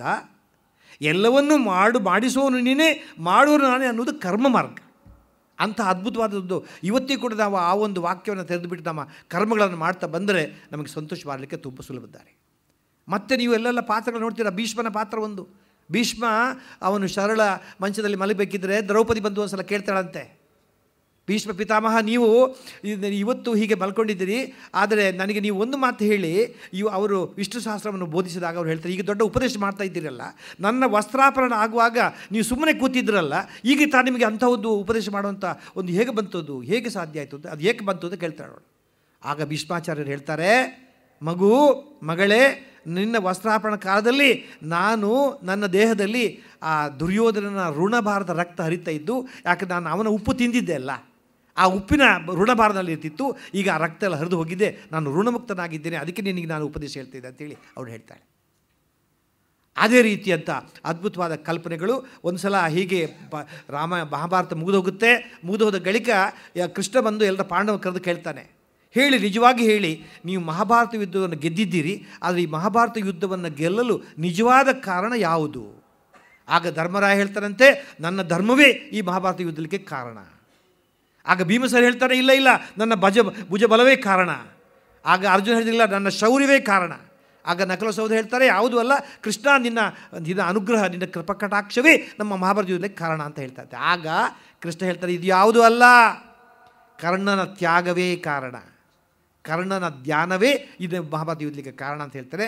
ಯಾಕಂದರೆ ಅವತ್ತು ಕರ್ಣ, ನಾನು ಈ ದಾನ ಮಾಡುವುದರಿಂದ ನಾನು ನಿರ್ಬಲನಾಗುತ್ತೇನೆ, ನಿಸ್ಸಹಾಯಕನಾಗುತ್ತೇನೆ, ನಿರ್ಗತಿಕನಾಗುತ್ತೇನೆ, ಸೋತು ಹೋಗುತ್ತೇನೆ, ಸತ್ತು ಹೋಗುತ್ತೆ ತಿಳಿದಿದ್ದರೂ ಕೂಡ ಎಲ್ಲವನ್ನೂ ದಾನ ಮಾಡ್ತಾನೆ. ದಾನಶೂರ ಕರ್ಣ, ಈ ದಾನವೇ ಕಾರಣ ಅಂತ ಹೇಳ್ತಾರೆ. ಅದಕ್ಕೋಸ್ಕರ ಹಿಂದವರು ಹೇಳಿದ್ದು, ದಾನಂ ಹಸ್ತಸ್ಯ ಭೂಷಣಂ, ಸತ್ಯಂ ಕಂಠಸ್ಯ ಭೂಷಣಂ. ದಾನ ಮಾಡಬೇಕು ಅಂತ ಹೇಳ್ತಾರೆ, ಬಿಟ್ಟು ಹೋಗೋದಕ್ಕಿಂತ ಕೊಟ್ಟು ಹೋಗೋದು ಲೇಸಯ್ಯ. ಪುರಂದರದಾಸರು ಒಂದು ಕಡೆ ಹೇಳ್ತಾರೆ, ಅವ್ರು ಹೀಗೆ ಭಿಕ್ಷಾಟನೆ ಮಾಡಬೇಕಿದ್ರೆ ಒಂದು ಮನೆ ಎದುರು ಹೋಗ್ತಾ ಇದ್ರಂತೆ, ಇವರು ಬರೋದನ್ನು ನೋಡಿ ಆ ಹೆಂಗಸು ಮನೆಗೆ ಬಾಗಿಲು ಹಾಕ್ತಾಳೆ. ಆಗ ಪುರಂದರದಾಸ ಹೇಳ್ತಾರೆ, ಕದವ ಮುಚ್ಚಿದಳು ಗೂಳಿಗೈ ವಯ್ಯಾಳಿ, ಮನೆಯೊಳಗಿನ ಪಾಪ ಹೊರಗೆ ಹೋದೀತೆಂದು. ನೋಡಿ ಎಂಥ ಅರ್ಥ ಕೊಡ್ತಾರೆ ಅವರಿಗೆ. ದಾನ ಮಾಡಬೇಕಾಗತ್ತೆ. ನಾವು ದಾನ ಮಾಡ್ತೇವೆ, ಆದರೆ ಒಂದು ವಿಚಾರ ಸರ್, ನಾವೆಲ್ಲರೂ ದಾನ ಮಾಡಬೇಕಾದ್ರೆ ಸಂಪತ್ತಿನಲ್ಲಿ 3 ಹಂತಗಳು ನಾನು ಹಿಂದೆ ಕೂಡ ಹೇಳಿದ್ದೇನೆ. ಅದು ಸಂಪತ್ತಿನ ಸಂಪಾದನೆ, ಸಂಗ್ರಹಣೆ, ವಿತರಣೆಯಲ್ಲಿ ಒಂದು ಭಾಗ ದಾನ ಮಾಡಲೇಬೇಕು ನಾವು. ಆದರೆ ದಾನ ಹೇಗಿರಬೇಕು ಅಂದರೆ, ಅದನ್ನು ಸಕಾಲದಲ್ಲಿ ಮಾಡಬೇಕು, ಸಮ ಪ್ರಮಾಣದಲ್ಲಿ ಮಾಡಬೇಕು, ಸಂತೋಷವಾಗಿ ಮಾಡಬೇಕು, ಸತ್ಪಾತ್ರರಿಗೆ ಮಾಡಬೇಕು, ಯಾವುದೇ ಪ್ರಚಾರ ಇಲ್ಲದೆ ಮಾಡಬೇಕು, ಯಾವುದೇ ಪ್ರತಿಫಲಾಪೇಕ್ಷೆ ಇಲ್ಲದೆ ಮಾಡಬೇಕು. ಅದು ನಿಜವಾದ ದಾನ. ಅದಕ್ಕೆ ಗುಣಗಳಿವೆ. ಸಕಾಲದಲ್ಲಿ ಮಾಡಬೇಕು. ಆಗ ಬಾ, ಈಗ ಬಾ, ಹೋಗು ಬಾ ಎನ್ನದೆ ಆಗಲೇ ಕೊಡುವವನ ಧರ್ಮ ಹೊನ್ನಾಗದೇ ಇರೋದು ಸರ್ವಜ್ಞ. ನಾವು ದೇವಸ್ಥಾನಕ್ಕೆ ತೆಂಗಿನಕಾಯಿ ತಗೊಂಡು ಹೋಗ್ತೇವೆ, ದೊಡ್ಡ ತೆಂಗಿನಕಾಯಿ ತಗೊಂಡು ಹೋಗ್ತೇವೆ. ಯಾಕೆ? ನಮಗೆ ಗೊತ್ತಿದೆ ಪೂಜಾರಿಗಳು, ಪುರೋಹಿತರು ಅದನ್ನು ದೇವರಿಗೆ ಸಮರ್ಪಣೆ ಮಾಡಿ ನಮಗೆ ವಾಪಸ್ ಕೊಡ್ತಾರೆ. ವಾಪಸ್ ಕೊಟ್ಟರೆ ಬಂಡಿಯಲ್ಲಿ ಬಂದು ಚಟನಿ ಮಾಡ್ಬೋದಲ್ಲ, ಒಳ್ಳೆ ಚಟನಿ ಮಾಡ್ಬೋದು. ಅದೇ ನೀವು ಮದುವೆಗೆ ಹೋಗಿ ತಾಂಬೂಲಕ್ಕೆ ಕೊಡ್ತಾರೆ, ಇಷ್ಟು ಸಣ್ಣ ನಿಂಬೆಕಾಯಿ ಗಾತ್ರದ ಇಷ್ಟು ಸಣ್ಣ ಚಿಕ್ಕಕಾಯಿ ಕೊಡ್ತಾರೆ. ಆ ತಾಂಬೂಲಕ್ಕೆ ಕೊಡೋ ತೆಂಗಿನಕಾಯಿಯೇ ಬೇರೆ. ಯಾಕೆ? ಆ ಕೊಡುವರಿಗೆ ಗೊತ್ತದು ವಾಪಸ್ ಬರೋದಿಲ್ಲ ಅವರಿಗೆ. ನೀವು ಯೋಚನೆ ಮಾಡಿ, ನನಗೆ ಆಶ್ಚರ್ಯ ಆಗುತ್ತೆ. ನೀವು ಯಾಕೆ ಹೀಗೆ ಮಾಡಬೇಕು? ಅದು ಯಾಕೆ ತಾಂಬೂಲಕ್ಕೆ? ಈ ತಾಂಬೂಲ ಚಿಕ್ಕನಕಾಯಿ ಕಾಯಿಗಳೇ ಬೇರೆ. ನೀವು ಮಾರ್ಕೆಟ್ ಹೋದರೆ ಸರ್ ಇದು ತಾಂಬೂಲದ ಕಾಯಿಗಳು ಅಂದರೆ ಈಗ ಕೊಟ್ಟು ಹೋಗೋದು ಅಂದರೆ ಇವನಿಗೆ ಆಚಾರ ಹೊಟ್ಟಾಗ ಆಗಬೇಕು, ಕೊಟ್ಟ ಹಂಗೆ ಆಗಬೇಕು. ಕೊಟ್ಟರೆ ಒಳ್ಳೆದರೆ ಕೊಡ್ಬೋದಲ್ಲ, ಅದು ಯಾಕೆ ಚಿಕ್ಕಾಗಿ ಕೊಡಬೇಕು? ಕೊಟ್ಟಿದ್ದದ್ದು ತನಗೆ, ಬಚ್ಚಿಟ್ಟದ್ದು ಪರರಿಗೆ, ಕೊಟ್ಟು ಕೆಟ್ಟನೆನ ಬೇಡ, ಕೊಟ್ಟಿದ್ದು ನಿನಗೆ ಕಟ್ಟಿಟ್ಟ ಬುತ್ತಿ ಅಂತ ಒಂದು ಕಡೆ ಹೇಳ್ತಾರೆ. ಅದನ್ನು ಶತಹಸ್ತಂ ಸಮಾಹರಃ ಸಹಸ್ರಹಸ್ತಂ ಕಿಂಕರಃ ಅಂತಾರೆ. 100 ಕೈಗಳಿಂದ ಸಂಪಾದಿಸಬೇಕು, 1000 ಕೈಗಳಿಂದ ಕೊಡಬೇಕು ಅಂತೇಳಿ. ಆ ಒಂದು ದಾನದ ಮಹತ್ವವನ್ನು ಕೂಡ ನಾವು ಕೆಲವರಿಗೆ ಇರುವುದಿಲ್ಲ. ಒಂದು ಮೊನ್ನೆ ಯಾವುದೋ ಒಂದು ಕಾರ್ಯಕ್ರಮಕ್ಕೆ ಹೋಗಿದಾಗ ಒಬ್ಬರಿಗೆ ಪಾಪ ಅವ್ರದ್ದು ಒಂದು ಸನ್ಮಾನ ಅವರೇ ಮಾಡಿಕೊಟ್ಟಿದ್ರು. ಮಾಡ್ಕೊಂಡು ಪಾಪ ಎಲ್ಲ ಸಂಘ ಸಂಸ್ಥೆಯವರು 15 ಹಾರ ಹಾಕಿದ್ದಾರೆ ಅವರಿಗೆ. ಆದರೂ ಕೂಡ ಅವ್ರ ಮುಖದಲ್ಲಿ ಸಿಟ್ಟಿತ್ತು. ಅವ್ರು ಕೇಳಿದ್ರು, ಯಾಕೆ ಸಿಟ್ಟು ಮಾಡ್ಕೊಡಿ ಸರ್, 15 ಹಾರ ಹಾಕಿದ್ದೀರ ಅಂತ. ಪಾಪ ಸಿಟ್ಟು ಮಾಡಿದ್ರೆ ಇನ್ನೇನು ರೀ, 25 ಹಾರಗಳಿಗೆ ದುಡ್ಡು ಕೊಟ್ಟಿದ್ದೀನಿ, ಬರೀ 15 ಹಾರ ಹಾಕಿಸಿದಿರಲ್ಲ. ಪ್ರಚಾರವಿಲ್ಲದ, ಪ್ರತಿಫಲಾಪೇಕ್ಷೆ ಇಲ್ಲದ ದಾನ ಭಾಳ ಮುಖ್ಯವಾಗಿದೆ. ಅದನ್ನು ಕೂಡ ಅವನು ಬಹಳ ಮಾರ್ಮಿಕವಾಗಿ ಹೇಳಿದ್ದಾರೆ ಮಹಾಭಾರತದಲ್ಲಿ. ಇನ್ನು ಮುಂದೆ ನೀವು ಹಾಗೆ ಚರಿತ್ರೆಯನ್ನು ಬರ್ತಾ ಬಂದರೆ ನಮ್ಮ ಜೀವನದಲ್ಲಿ ಕೂಡ ಇಂಥವ್ರು ಕೆಲವು ವ್ಯಕ್ತಲಾಗಿದ್ದಾರೆ. ನೀವು Alexander the great at the age of is 33 years he conquered half the world. ಅರ್ಧ ಜಗತ್ತನ್ನು ಅವನು ಗೆಲುವು ಸಾಧಿಸಿಕೊಂಡಿದ್ದ. ಅವನು ಯಾವಾಗ ಅವನ ಪ್ರಾಣ ಹೋಗುತ್ತೆ ಅಂದರೆ ಅಫಘಾನಿಸ್ತಾನದಲ್ಲಿ, ಇವತ್ತಿಗೂ ಕೂಡ ಅವನ ಸಮಾಧಿ ಅಲ್ಲಿದೆ. ಕ್ರಿಸ್ತಪೂರ್ವ 323 ಅವನ ದೇಹಾಂತ್ಯ ಆಗುತ್ತೆ ಅಫಘಾನಿಸ್ತಾನದಲ್ಲಿ. ಆಗ ಅವನು ಒಂದು ಮಾತು ಹೇಳ್ತಾನೆ, ನನ್ನ ಹೆಣವನ್ನು ನೀವು ಹೂಳುವಾಗ ನನ್ನ 2 ಕೈಗಳನ್ನು ಮಾತ್ರ ಹೊರಗೆ ಇಟ್ಟುಬಿಡಿ, ಜನರಿಗೆ ಲೋಕಕ್ಕೆ ಗೊತ್ತಾಗಲಿ ಈ ಜಗತ್ತನ್ನೇ, ಅರ್ಧ ಜಗತ್ತನ್ನೇ ಗೆದ್ದಂತಹ ಈ ಅಲೆಕ್ಸಾಂಡರ್ ಪುಣ್ಯಾತ್ಮ ಅವರು ಬರಿ ಕೈಯಲ್ಲಿ ಬಂದ, ಹೋಗುವಾಗಲೂ ಬರಿ ಕೈಯಲ್ಲೇ ಹೋಗ್ತಾ ಇದ್ದಾನೆ ಅನ್ನುವಂಥ ಸಂದೇಶ ರವಾನೆ ಆಗಲಿ ಅಂತ ಹೇಳ್ತಾರೆ ಅವರು. ನೋಡಿ ಎಂಥ ಒಂದು ಅದ್ಭುತವಾದ ಕಲ್ಪನೆ. ನಾವು ಈ ಜಗತ್ತಿಗೆ ಬಂದುವಾಗ ಯಾರಲ್ಲೂ ಹೇಳಿ ಕೇಳಿ ಬಂದವರಲ್ಲ, ಹೋಗುವಾಗಲೂ ಯಾರಿಗೂ ಹೇಳಿಕೊಳ್ಳಿಕ್ಕಾಗಿಲ್ಲ. ನೀವು ಎಷ್ಟೇ ಆತ್ಮೀಯರಿದ್ರು ಹೋಗುವಾಗ ಬರೀ ನಮಗೊಂದು ಕಂಪನಿ ಕೊಡ್ರಿ, ನಾವು ಅವ್ರ ಜೊತೆ ಯಾರು ಬರ್ತಾರೆ ನಿಮ್ಮ ಜೊತೆ, ಹೋಗಿ ಸ್ವಾಮಿ ನೀವೇ ಹೋಗಿ ಅಂತಾರೆ ಅವರು. ಎಷ್ಟು ಕಠಿಣವಾದ ಸತ್ಯ ಸರ್. ಒಮ್ಮೆ ಸಾವು ಜೀವನವನ್ನು ಪ್ರಶ್ನಿಸಿ ಮಾಡಿತಂತೆ, ಸಾವು ಜೀವನಕ್ಕೆ ಕೇಳ್ತಂತೆ. ಒಂದು ಅತ್ಯದ್ಭುತವಾದ ಮಾರ್ಮದ ಒಂದು ಘಟನೆ ಅಂದರೆ ಒಂದು ಚಿಂತನೆ. ಸಾವು ಜೀವನವನ್ನು ಕೇಳುತ್ತೆ, ಎಲೆ ಜೀವನವೇ ಎಲ್ರಿಗೂ ನಿನ್ನನ್ನು ಕಂಡ್ರೆ ಭಾಳ ಪ್ರೀತಿ, ನಿನ್ನನ್ನು ಕಂಡ್ರೆ ಮೋಹ, ನಿನ್ನನ್ನು ಕಂಡ್ರೆ ಆಸೆ, ನನ್ನನ್ನು ಕಂಡ್ರೆ ದ್ವೇಷ, ನನ್ನನ್ನು ಯಾರೂ ಇಷ್ಟಪಡೋಲ್ಲ, ಯಾಕೆ ಹೀಗೆ? ಆಗ ಜೀವನ ಹೇಳುತ್ತಂತೆ, ನೋಡು ನಾನು ಜೀವನ ಒಂದು ಸುಂದರ ಸುಳ್ಳು, ನೀನು ಒಂದು ಕಠೋರ ಸತ್ಯ. ಎಂಥ ಉತ್ತರ ಕೊಟ್ಟರು. ಆ ಜೀವನ ತತ್ವವನ್ನು ಅಲೆಕ್ಸಾಂಡರ್ ಹೇಳಿಕೊಟ್ಟ. ಅಬ್ರಹಾಂ ಲಿಂಕನ್ ಒಂದು ಸಲ ಶೂ ಪಾಲಿಷ್ ಮಾಡ್ತಾ ಇದ್ರಂತೆ. When you the president of United States of America. ಅವ್ನು wood cutter, is son of a wood cutter. ಅದಕ್ಕೋಸ್ಕರ ಮಕ್ಕಳಿಗೆ ಹೇಳಬೇಕು, ಏನಾದರೂ ಸರ್ ನಾನು ಬಡ ಹುಡುಗ, ನಾನು ಎಲ್ಲಂದರೆ ಒಪ್ಪತಕ್ಕದ ಮಾತಲ್ಲ. ಯಾಕಂದರೆ ಎಷ್ಟೋ ಬಡವರು ಶ್ರಮದಿಂದ ಮೇಲೆ ಬಟ್ಟಿದ್ದು ಉಂಟು. ವುಡ್ ಕಟ್ಟರ್ ಅವನು ಪೊಲೀಸ್ ಮಾಡಿ ಯಾರು ಬಂದು ಹೇಳ್ತಾರೆ, you are the president of United States of America, ನೀವು ನಮ್ಮ ಅಮೆರಿಕದ ಅಧ್ಯಕ್ಷರು, ನಿಮ್ಮ ಶೂ ನೀವೇ ಪಾಲಿಷ್ ಮಾಡ್ತಾ ಇದ್ದೀರಾ? ಆಗ ಆ ಲಿಂಕನ್ ಹೇಳ್ತಾರೆ, ಹೌದು ನನ್ನ ಶೂಗಳನ್ನು ನಾನೇ ಪಾಲಿಷ್ ಮಾಡ್ತೇನೆ, ನೀವು ಯಾರ ಶೂ ಅನ್ನು ಪಾಲಿಷ್ ಮಾಡ್ತೀರಿ? ನೋಡಿ ಎಂಥ ಸೂಚನೆ ಕೊಡ್ತಾರೆ ಅವರು. ಸ್ವಾಭಿಮಾನ, ಸ್ವಯಂ ಕೆಲಸಗಳಂತೆ. ಅದೇ ನಮ್ಮ ಅಬ್ದುಲ್ ಕಲಾಂ, ನಮ್ಮ ಮಾಜಿ ಪ್ರಧಾನಿಗಳು, ಎಂತಹ ಒಂದು ಅದ್ಭುತವಾದ ವ್ಯಕ್ತಿತ್ವ ಅವ್ರದ್ದು.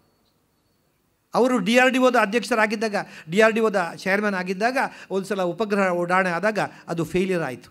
ಆಗ ಎಲ್ಲ ಪತ್ರಕರ್ತರು ಬಂದರು, ಸರ್ ಫೇಲ್ಯೂರ್ ಆಗಿದ್ದು ಇದಕ್ಕೆ ಏನು ಕಾರಣ?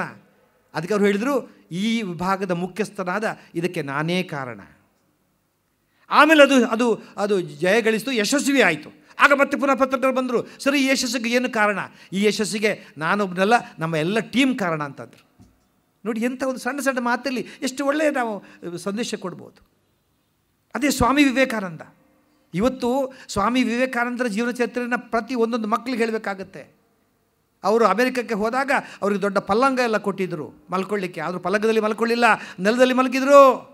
ಕೇಳಿದರೆ ನನ್ನ ಸಹಸ್ರಾರು, ನನ್ನ ಕೋಟ್ಯಾಂತರ ನನ್ನ ಭಾರತೀಯ ನನ್ನ ಬಂಧುಗಳು ಅವ್ರು ನೆಲದ ಮೇಲೆ ಮಲ್ಕಿರುವಾಗ ನಾನು ಒಬ್ಬನೇ ಇಲ್ಲಿ ಹೇಗೆ ಮಲ್ಕೊಳ್ಳಿ? ನನಗೆ ಮಲ್ಕೊಳ್ಳೋಕ್ಕಾಗೋಲ್ಲ. ಆಮೇಲೆ ಯಾರೋ ಆ ಅಮೆರಿಕನ್ ಮಹಿಳೆ ಹೇಳಿದಂತೆ, Swamiji you have got a Indian turban but you have got a western shoe. ಅದಕ್ಕೆ ಅವ್ರು ಹೇಳ್ತಾರೆ, ಯಾವ್ಯಾವ ವಸ್ತು ಎಲ್ಲಿರಬೇಕೋ ಅದು ಅಲ್ಲಲ್ಲಿದ್ದರೆ ಚಂದ. ಎಂಥ ಉತ್ತರಗಳನ್ನು ಕೊಡ್ತಾರೆ. ಆಮೇಲೆ ಅವರು ಹೊರಟು ಬರಬೇಕಿದ್ರೆ ಒಬ್ಬಳು ಅಮೆರಿಕನ್ ಮಹಿಳೆ ಕೇಳ್ತಾಳೆ, ಸ್ವಾಮೀಜಿ ಈಗ ನೀವು ಅಂಥ ಸುಂದರವಾದ, ಇಂಥ ಸ್ವರ್ಣಭರಿತವಾದಂಥ ಸಮೃದ್ಧಿಯುತ ಅಮೆರಿಕವನ್ನು ನೋಡಿದ್ದೀರಾ, ನೀವು ಮತ್ತೆ ಪುನಃ ನಿಮ್ಮ ಆ ಭಾರತಕ್ಕೆ ಹೋಗ್ತಿದ್ದೀರಾ, ಹಳ್ಳಿ ದೇಶ, ಕೊಂಪೆ ಕೊಳಕು ದರಿದ್ರ ಎಲ್ಲ ಇದೆ, ಈಗ ನಿಮಗೆ ಏನು ಅನಿಸುತ್ತೆ? ಆಗ ಸ್ವಾಮೀಜಿ ಹೇಳ್ತಾರೆ, ತಾಯಿ ನಿಮ್ಮಲ್ಲಿಗೆ ಬರುವಾಗ ನಾನು ನನ್ನ ದೇಶವನ್ನು ಪ್ರೀತಿಸುತ್ತಿದ್ದೆ, ಈಗ ನಿಮ್ಮ ದೇಶವನ್ನು ಬಿಟ್ಟು ಹೋಗುವಾಗ ಇನ್ನು ಮುಂದೆ ನಾನು ನನ್ನ ದೇಶವನ್ನು ಆರಾಧಿಸುತ್ತೇನೆ ಅಂತಂದರು. Hitherto I used to love my country, henceforth I will worship my mother. ಅಂದರೆ ರಾಷ್ಟ್ರಪ್ರೇಮವನ್ನು ಹುಟ್ಟು ಹಾಕಿದರು. ಅವರು ಆಳ್ವಾರ್ ಮಂಗಳಸಿಂಗ್ ಮಹಾರಾಜರಲ್ಲಿ ಬಂದಾಗ ಆ ಮಹಾರಾಜರಿಗೆ ಮೂರ್ತಿ ಪೂಜೆ ಅವನಿಗೆ ಒಪ್ತಿರಲಿಲ್ಲ. ಅವರು ವಿಗ್ರಹ ಆರಾಧನೆಯಲ್ಲಿ ನಂಬಿದವನಲ್ಲ. ಅವನು ಹೇಳಿದ ಸ್ವಾಮೀಜಿ ಹತ್ರ, ಸ್ವಾಮೀಜಿಗಳೇ ನನಗೆ ಈ ಮೂರ್ತಿ ಪೂಜೆ ಅಂದರೆ ಇಷ್ಟ ಇಲ್ಲ, ಅದು ನನ್ನ ನಂಬಿಕೆ ಇಲ್ಲ ಅಂತಂದರು. ಆಗ ಸ್ವಾಮೀಜಿ ಕರೆದರು, ಅವರ ದಿವಾನರ ರಾಮಚಂದ್ರ ಯಾರು ಕರೆದುಬಿಟ್ಟು, ಅದು ಯಾರ್ದು ಫೋಟೋ ಅಂತ ಕೇಳಿದರು. ಅಯ್ಯೋ ಅದು ಮಂಗಳಸಿಂಗ್ ಮಹಾರಾಜರದ ಫೋಟೋ. ಸರಿ ಅದಕ್ಕೆ ಸ್ವಲ್ಪ ಉಗುಳು, ಜಸ್ಟ್ ಸ್ಪಿಟ್. ಅಯ್ಯಯ್ಯೋ ಹೇಗೆ? ಐ ಕಾಂಟ್ ಸ್ಪಿಟ್, ನಾನು ಉಗುಳಿಕ್ಕೆ ಸಾಧ್ಯ ಇಲ್ಲ, ಅದು ಮಹಾರಾಜರ ಫೋಟೋ. ಏನು ತಲೆ ನಿಂದು? ಅದೇನು ಮಹಾರಾಜ? ಅಲ್ಲಿ ಮಹಾರಾಜರಿದ್ದಾರಾ? ಅಲ್ಲಿ ಬರೀ ಫೋಟೋ ಅಲ್ವಾ? ಅಲ್ಲಿ ಅವರ ರಕ್ತ ಇಲ್ಲ, ಮಾಂಸ ಇಲ್ಲ, ಮೂಳೆ ಇಲ್ಲ, ಅದು ಬರೀ ಫೋಟೋ ಅಲ್ಲ, ಉಗುಳ್ಬೋದಲ್ಲ. ಇಲ್ಲ ಅದು ಅವ್ರ ಫೋಟೋ. ಅದುವೇ ಭಗವಂತನ ನಮಗೆ ಯಾವಾಗ ಭಗವಂತ ನಿರಾಕಾರ ಅವು ಸರ್ವಾಂತರ ಸ್ವಾಮಿಯಾದ ಭಗವಂತನನ್ನು ನಾನು ಹೇಗೆ ನೋಡಿ ಸಾಧ್ಯ ಇಲ್ಲ. ಅದಕ್ಕೋಸ್ಕರ ನಾನು ವಿಗ್ರಹ ರೂಪದಲ್ಲಿ ನಾನು ಅವರನ್ನು ಕಾಣ್ತೇವೆ ಅಂತಕ್ಕಂತಹ ಮೂಢನಂಬಿಕೆಯನ್ನು ಹೊಡೆದು ಹಾಕಿಸಿದವರು ಸ್ವಾಮಿ ವಿವೇಕಾನಂದರು. ಮತ್ತೆ ಒಂದು ಸಲ ಅವರು ಸಮುದ್ರದಲ್ಲಿ ವಿಹಾರ ಮಾಡಬೇಕಿದ್ದರೆ ಒಂದು ಸಲ ಜೋರಾಗಿ ಮಳೆ ಬಂದು ಹಡಗು ಮುಳುಗುದ್ರಲ್ಲಿತ್ತು. ಆಗ ಎಲ್ರಿಗೂ ಕೂಡ ಗಾಬರಿ ಆಯಿತು. ಎಲ್ಲ ಧರ್ಮದವರು ಎಲ್ಲ ಸೇರಿಕೊಂಡು ಅವರವರ ರೀತಿಯಲ್ಲಿ ಅವರು ಪ್ರಾರ್ಥಿಸಿಕೊಂಡ್ರು, ಹೇಗಾದರೂ ಬದುಕಬೇಕಪ್ಪಲ್ಲ, ಹಡಗು ಮುಳುಗದಿರಲಿ ಎಂಬುದಾಗಿ. ಆಗ ಯಾರೋ ಕೆಲವರು ಮಾಂಸಾಹಾರಿಗಳು ಹೇಳಿದ್ರಂತೆ, ಈಗ ನಮ್ಮಲ್ಲಿ ಕುರಿ ಇದೆ, ಒಂದು ಕುರಿಯನ್ನು ಬಲಿ ಕೊಟ್ಟರೆ ಬಹುಶಃ ಈ ಸಮುದ್ರ ಶಾಂತವಾಗಿ ನಾವೆಲ್ಲ ಬದುಕಬಹುದು. ಆಗ ಸ್ವಾಮೀಜಿ ಕೇಳ್ತಾರೆ, ಆ ಮಾಂಸಾಹಾರಿಯನ್ನು ಕರೆದ್ರಂತೆ, ಇದುವರೆಗೆ ಎಷ್ಟು ಕುರಿ ತಿಂದಿದ್ಯಪ್ಪ? ನಾನು ಅನೇಕ ಕುರಿ ತಿಂದಿದ್ದೇನೆ. ಹಾಗಿದ್ದರೆ ಆ ಒಂದು ಕುರಿಯ ಬದಲಿಗೆ ನಿನ್ನನ್ನೇ ಬಲಿ ಕೊಟ್ಟರೆ ಅನೇಕ ಕುರಿಗಳನ್ನು ಬಲಿ ಕೊಟ್ಟಾದಾಗ ಆಗುತ್ತೆ, ಬೇಗ ಸಮುದ್ರ ಶಾಂತ ಆಗುವುದಲ್ಲ. ಮೂಢನಂಬಿಕೆ ವಿರುದ್ಧ ಹೋದಾಗ sir, another important thing we got to fight in India is that number one is over population, because of we are all good in indoor games. Under nutrition, many people die because they are not fed, others are living because they are not dead. Rising prices, a pair of shoe is more costlier than a pair of legs. Falling standards, even in the medical field, pathetic pathologist, nervous neurologist, heartless cardiologist, and casteism. We don't vote in India, we don't cast our vote, we vote our caste. Corruption, ಹೇಳಬೇಕಾಗಿಲ್ಲ. ಆಮೇಲೆ ಫ್ಯಾನಟಿಸಮ್, terrorism, superstition, suspicion, pollution, ಪವರ್ಟಿ, untouchability, unemployment, these are the problems of the country sir. ಯಾರಿಗೆ ಬೇಕು ಹೇಳಿದೆಲ್ಲ, ದೇಶ ಹೇಗೆ ಉದ್ಧಾರ ಆಗಬೇಕು ಅಂತ ಹಿನ್ನೆಲೆಯಲ್ಲಿ ಅವರು ಆ ಮೂಢನಂಬಿಕೆಯನ್ನು ಹೊಡೆದು ಹಾಕಿದರು. ಆಮೇಲೆ ಯಾವುದೋ ಒಬ್ಬಳು ಮಹಿಳೆ ಹೇಳ್ತಾಳಂತೆ, ಗುರುಜಿ ನೀವೇನೋ ಭೇದಾವಿಗಳು, ನಾನು ಸುಂದರಾಂಗ ಚೆಲುವೆ, ಈಗ ನಾನು ನಿಮ್ಮನ್ನು ವರಿಸಬೇಕು ಅಂತಿದ್ದೇನೆ, ಆಗ ನನಗೆ ನಿಮ್ಮಂಥ ಒಂದು ಒಳ್ಳೆಯ ಮಗು ಆಗ್ಬೋದಲ್ಲ. ಆಗ ಗುರುಜಿ ಹೇಳ್ತಾರೆ, ನಿನಗೆ ಮಗುವಿನ ಆಸೆ ಇದೆಯಾ? ಹೌದು, ಹಾಗೆ ನನ್ನನ್ನೇ ನಿನ್ನ ಮಗುವಾಗಿ ಸ್ವೀಕರಿಸು ಅಮ್ಮ. ಎಂಥ ಅದ್ಭುತವಾಗಿ ಮಾತು ಹೇಳ್ತಾರೆ. ಆಮೇಲೆ ಯಾರೋ ಹೇಳಿದಂತೆ, ಅಮೆರಿಕನ್ ಬ್ರಿಟಿಷ್ ಮಹಿಳೆ ಹೇಳಿದ್ರಂತೆ ಅವರಿಗೆ, you are Indian, in India you don't have a good status for your women, ನಿಮ್ಮ ದೇಶದಲ್ಲಿ ಹೆಂಗಸರಿಗೆ ಸ್ಥಾನಮಾನ ಇಲ್ಲ. ಆಗ ಸ್ವಾಮೀಜಿ ಹೇಳ್ತಾರೆ, we have a divine status for our women in India. ಯತ್ರ ನಾರ್ಯಸ್ತು ಪೂಜ್ಯಂತೆ ತತ್ರ ರಮಂತೆ ದೇವತಾ ಅಂತ ನಾವು ಹೇಳುವವರು, ನಮ್ಮಲ್ಲಿ ಮಹಿಳೆಯರಿಗೆ ದೊಡ್ಡ ಸ್ಥಾನ ಇದೆ ಅನ್ನುವಂಥ ಹೇಳಿದವರು ಶ್ರೀ ಸ್ವಾಮಿ ವಿವೇಕಾನಂದರು.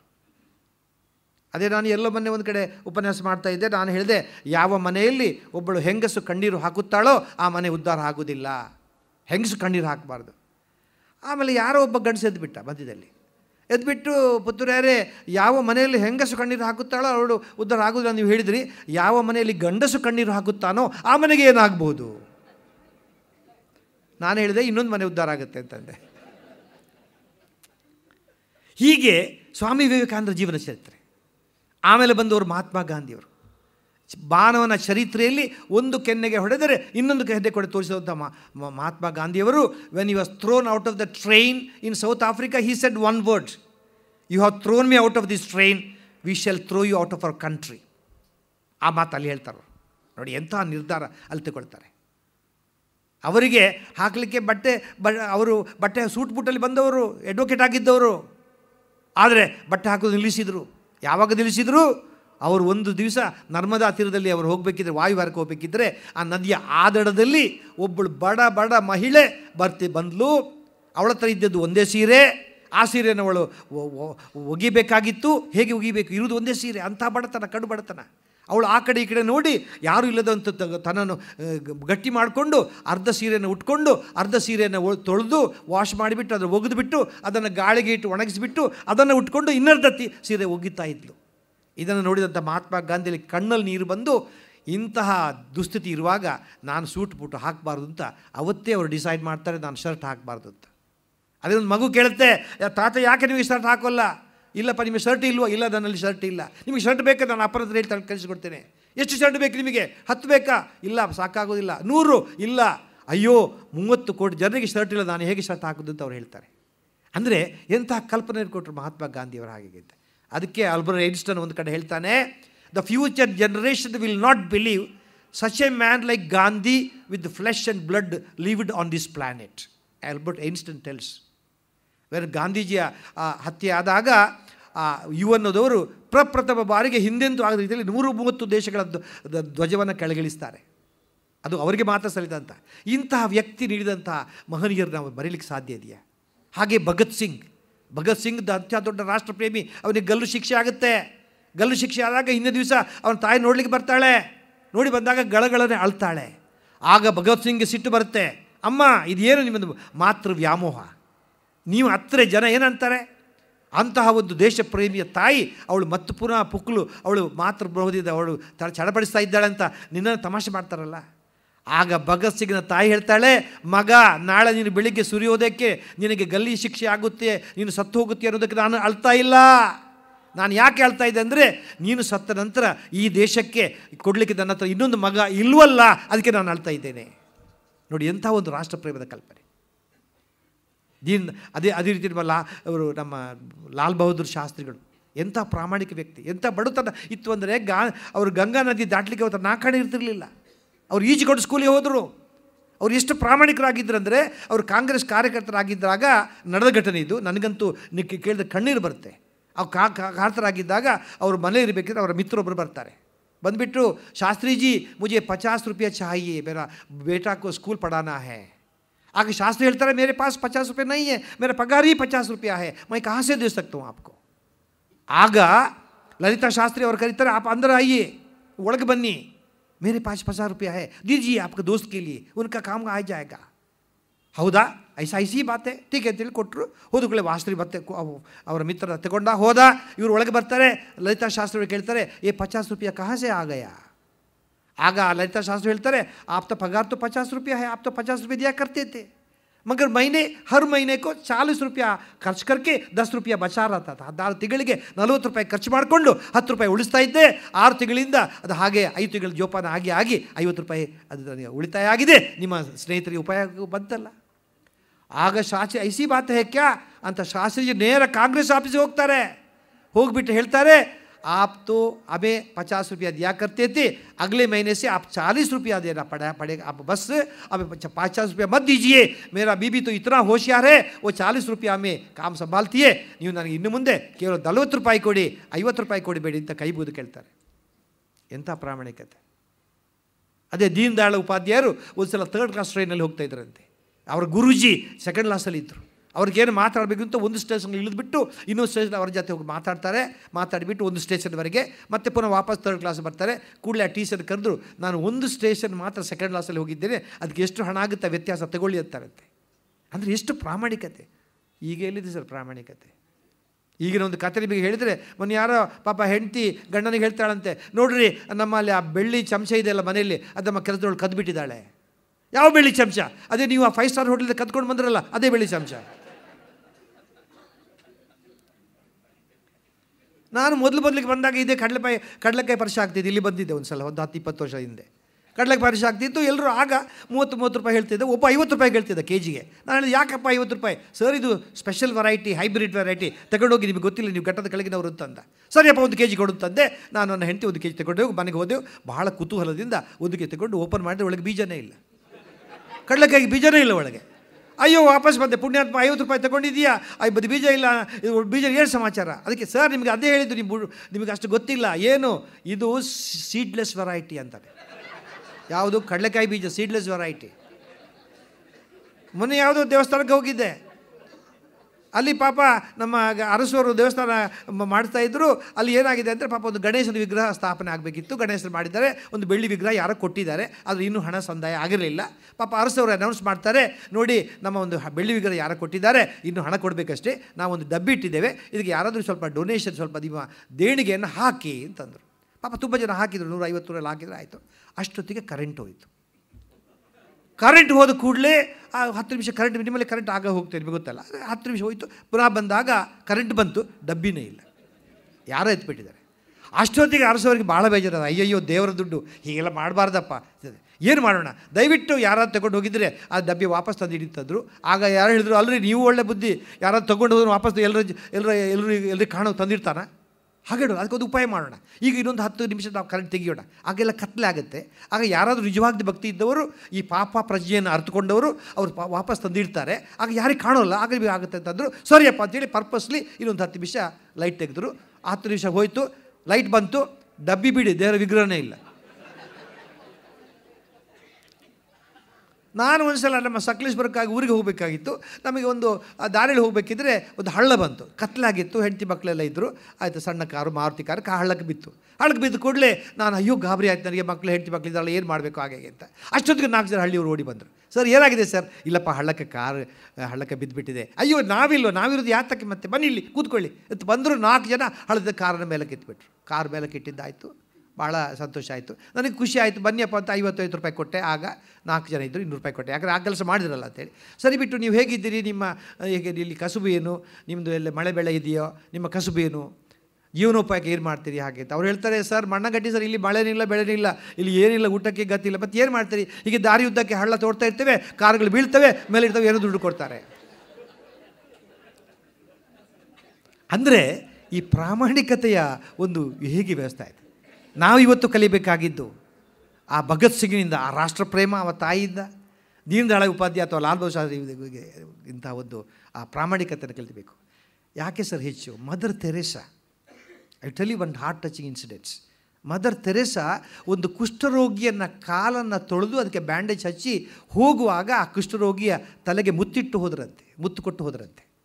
ಆಗ ಪತ್ರಕರ್ತರು ಕೇಳ್ತಾರೆ, mother, why did you kiss the head of the your patient, ತಲೆಗೆ ಯಾಕೆ ಮುತ್ತು ಕೊಟ್ರಿ? ಆಗ ಮದರ್ ತೆರೇಸಾ ಹೇಳ್ತಾರೆ, ನೋಡಿ, ನಾನು ರೋಗಿಯ ಶುಶ್ರೂಷೆ ಮಾಡಿಲ್ಲ, ನಾನು ಮಾಡಿದ್ದು ದೇವರ ಕೆಲಸ. ನಾನು ಮುತ್ತು ಕೊಟ್ಟಿದ್ದು ರೋಗಿಯ ತಲೆಗೆ ಮುತ್ತು ಕೊಟ್ಟಿದ್ದಲ್ಲ, ನಾನು ಮುತ್ತು ಕೊಟ್ಟಿದ್ದು ಜೀಸಸ್ನ ತಲೆಗೆ. ಅಂಥ ಸೇವಾ ಭಾವನೆ ಮದರ್ ತೆರೇಸಾ. A lady. ನಾನು ಎಷ್ಟೋ ಸಲ ಹೇಳೋದುಂಟು ಸರ್, ಮನುಷ್ಯರಿಗೆ 2 ಸೌಂದರ್ಯಗಳು. ಒಂದು ಶಾರೀರಿಕ ಸೌಂದರ್ಯ, ಇನ್ನೊಂದು ಆಂತರಿಕ ಸೌಂದರ್ಯ. ಶಾರೀರಿಕ ಸೌಂದರ್ಯ ನಿಮ್ಮ ಕಣ್ಣಿಗೆ ಕಾಣುವ ಸೌಂದರ್ಯ, ಆಂತರಿಕ ಸೌಂದರ್ಯ ಕಣ್ಣಿಗೆ ಕಾಣದ ಸೌಂದರ್ಯ. ಇದನ್ನು ಕಾಣಲು ಹೊರಗಣ್ಣುಗಳು ಸಾಕು, ಆದರೆ ಆಂತರಿಕ ಸೌಂದರ್ಯವನ್ನು ಕಾಣಲಿಕ್ಕೆ ಒಳಗಣ್ಣುಗಳು ಬೇಕು. ಇದಕ್ಕೆ ಮುಪ್ಪಿನ ಭಯ ಇದೆ, ರೋಗದ ಭಯ ಇದೆ, ಆದರೆ ಆಂತರಿಕ ಸೌಂದರ್ಯಕ್ಕೆ ಯಾವ ಭಯವೂ ಇಲ್ಲ. ಅದು ಒಲುಮೆ, ಪ್ರೀತಿ, ವಾತ್ಸಲ್ಯ, ಕರುಣೆ, ಕಳಕಳಿ, ಕಾಳಜಿ, ಕನಿಕರ, ಸತ್ಯ ಎಲ್ಲವೂ ಆಂತರಿಕ ಸೌಂದರ್ಯಗಳ ಲಕ್ಷಣಗಳು. ಆದರೆ ಶಾರೀರಿಕ ಸೌಂದರ್ಯ ಅದು ಕ್ಷಣಿಕ ಮಾತ್ರ. ಇದಕ್ಕೆ ಯಾರು ಬೇಕಿದ್ದರೂ, ಎಷ್ಟು ಬೇಕಿದ್ದರೂ ಆಂತರಿಕ ಸೌಂದರ್ಯ ಪಡ್ಕೊಳ್ಬೋದು. ಐಶ್ವರ್ಯದೇವರು ವಿಶ್ವಸುಂದರಿ ಆದರೂ ಅವರ ಶಾರೀರಿಕ ಸೌಂದರ್ಯಕ್ಕೆ. But Mother Teresa got a Nobel prize for our internal beauty. ಅದು ಆಂತರಿಕ ಸೌಂದರ್ಯ. ರಾಮಾಯಣದ ರಾಮಚಂದ್ರನಿಗೆ 2 ಸೌಂದರ್ಯ ಕೂಡ ಇತ್ತು. ಅದನ್ನು ಅವ್ರು ಸಾರಿ ತೋರಿಸಿದ್ರು. ಅಪ್ಪ, ನಾನು ಜೀಸಸ್ ತಲೆಯನ್ನು ಮುತ್ತಿಡ್ತಿದ್ದೆ ಅಂತಂದರು. ನಾನು ಒಂದು ಸಣ್ಣ ಘಟನೆ ಹೇಳ್ತೇನೆ ಸರಿ, ಒಂದು 5 ಘಟನೆಗಳನ್ನು ಹೇಳ್ತೇನೆ, ಬಹಳ ಸುಂದರವಾಗಿದೆ. ನಾವೊಂದು ಹಳ್ಳಿಯಿಂದ ಬಂದವರು. ಅಲ್ಲಿ ಒಬ್ಬರು ಬೈರ ಅಂತ. ನನಗೆ ಅನಿಸ್ತು, ಅಯ್ಯೋ, ಈ ಜೀವನ ಎಷ್ಟು ಕಷ್ಟಕರವಾಯಿತು. ಅವರು ಅತ್ಯಂತ ಹಿಂದುಳಿದ ವರ್ಗಕ್ಕೆ ಸೇರಿದವನು. ಆ ಕಾಲದಲ್ಲಿ ಇವತ್ತು ಕೂಡ ಎಷ್ಟೋ ಕಡೆ ನಡೀತಾ ಇದೆ. ಅವರಿಗೆ ಮನೆಯೊಳಗೆ ಪ್ರವೇಶ ಇಲ್ಲ, ನಮ್ಮ ನೀರು ಅವರು ಕುಡಿಯುವಂಗಿಲ್ಲ, ನಮ್ಮ ಜೊತೆ ಅವರು ಊಟ ಮಾಡುವಂಗಿಲ್ಲ. Untouchability is a curse for the country. But ಅದು ನಡೀತಿದ್ದು, ನಾನು ಕಣ್ಣಲ್ಲಿ ನೋಡ್ತಾ ಇದ್ದೆ. ಅವನು ಬೈರ ಅಂತ 60-70 ವರ್ಷಗಳ ಕಾಲ ನಮ್ಮ ಸೇವೆ ಮಾಡಿದ. ಬೆಳಿಗ್ಗೆ 8 ಗಂಟೆ ಬಂದು ನಿಲ್ಲುವನು, ಆಯಿತಾ, ಬಾಣಾರೆ ದನಿಗಳೇ ಏನು ಕೆಲಸ ಹೇಳಿದ್ದ, ಸಂಜೆವರೆಗೆ ಕೆಲಸ ಮಾಡೋನು. ಮಾಡಿಬಿಟ್ಟು ಅವನು ಒಂದು ಸಲ had a hip joint fracture ಆಗೋಯ್ತು. ಯಾಕಂದರೆ hip fractures are very common at the old age. Hip fracture ಆಯಿತು. He became immovable. ಬಿದ್ದುಬಿಟ್ಟ, ಮನೆಯೊಳಗೆ ಬಿದ್ದುಬಿಟ್ಟ. ಒಂದು ವಾರ ಊಟ ಹಾಕಿದರು. ಆಮೇಲೆ ಮನೆಯವರು ಕೂಡ ಅವನನ್ನು ಭಾಳ ನಿರ್ಲಕ್ಷ್ಯವಾಗಿ ಕಾಣಲಿಕ್ಕೆ ಶುರು ಮಾಡಿದರು. 3 ಹೊತ್ತಿನ ಊಟವನ್ನು 2 ಹೊತ್ತಿಗೆ ಊಟಕ್ಕೆ ಇಳಿಸಿದರು. 2 ಹೊತ್ತಿನ ಊಟವನ್ನು 1 ಹೊತ್ತಕ್ಕೆ ಇಳಿಸಿದರು. ಗಂಜಿ ಬಿಟ್ಟು ತಿಳಿ ಕೊಡ್ಲಿಕ್ಕೆ ಶುರು ಮಾಡಿದರು. ನಾನು ಒಂದು ಸಲ ಸಿಕ್ಕಿದಾಗ ಅವನ ಮನೆ ಎದುರು ಹೋದಾಗ ಹೇಳಿದೆ, ಹೇಗಿತ್ತಪ್ಪ ಬೈರ ಹಾಗೆ ಅಂತ. ಅವ್ರು ಹೇಳ್ತಾನೆ, ದಣಿ ಆಯ್ತಾ, ಬದುಕು ನೋಡಿ, ಒಬ್ಬರಿಗೆ ಭಾರವಾಗಿ ಬದುಕುವ ಬದುಕು ಅದಕ್ಕಿಂತ ದೊಡ್ಡ ಭಾರದ ವಸ್ತು ಬೇರೆ ಇಲ್ಲ ಅಂತಂದ. ಇನ್ನೊಂದು ಮಾತು ಹೇಳ್ತಾನೆ,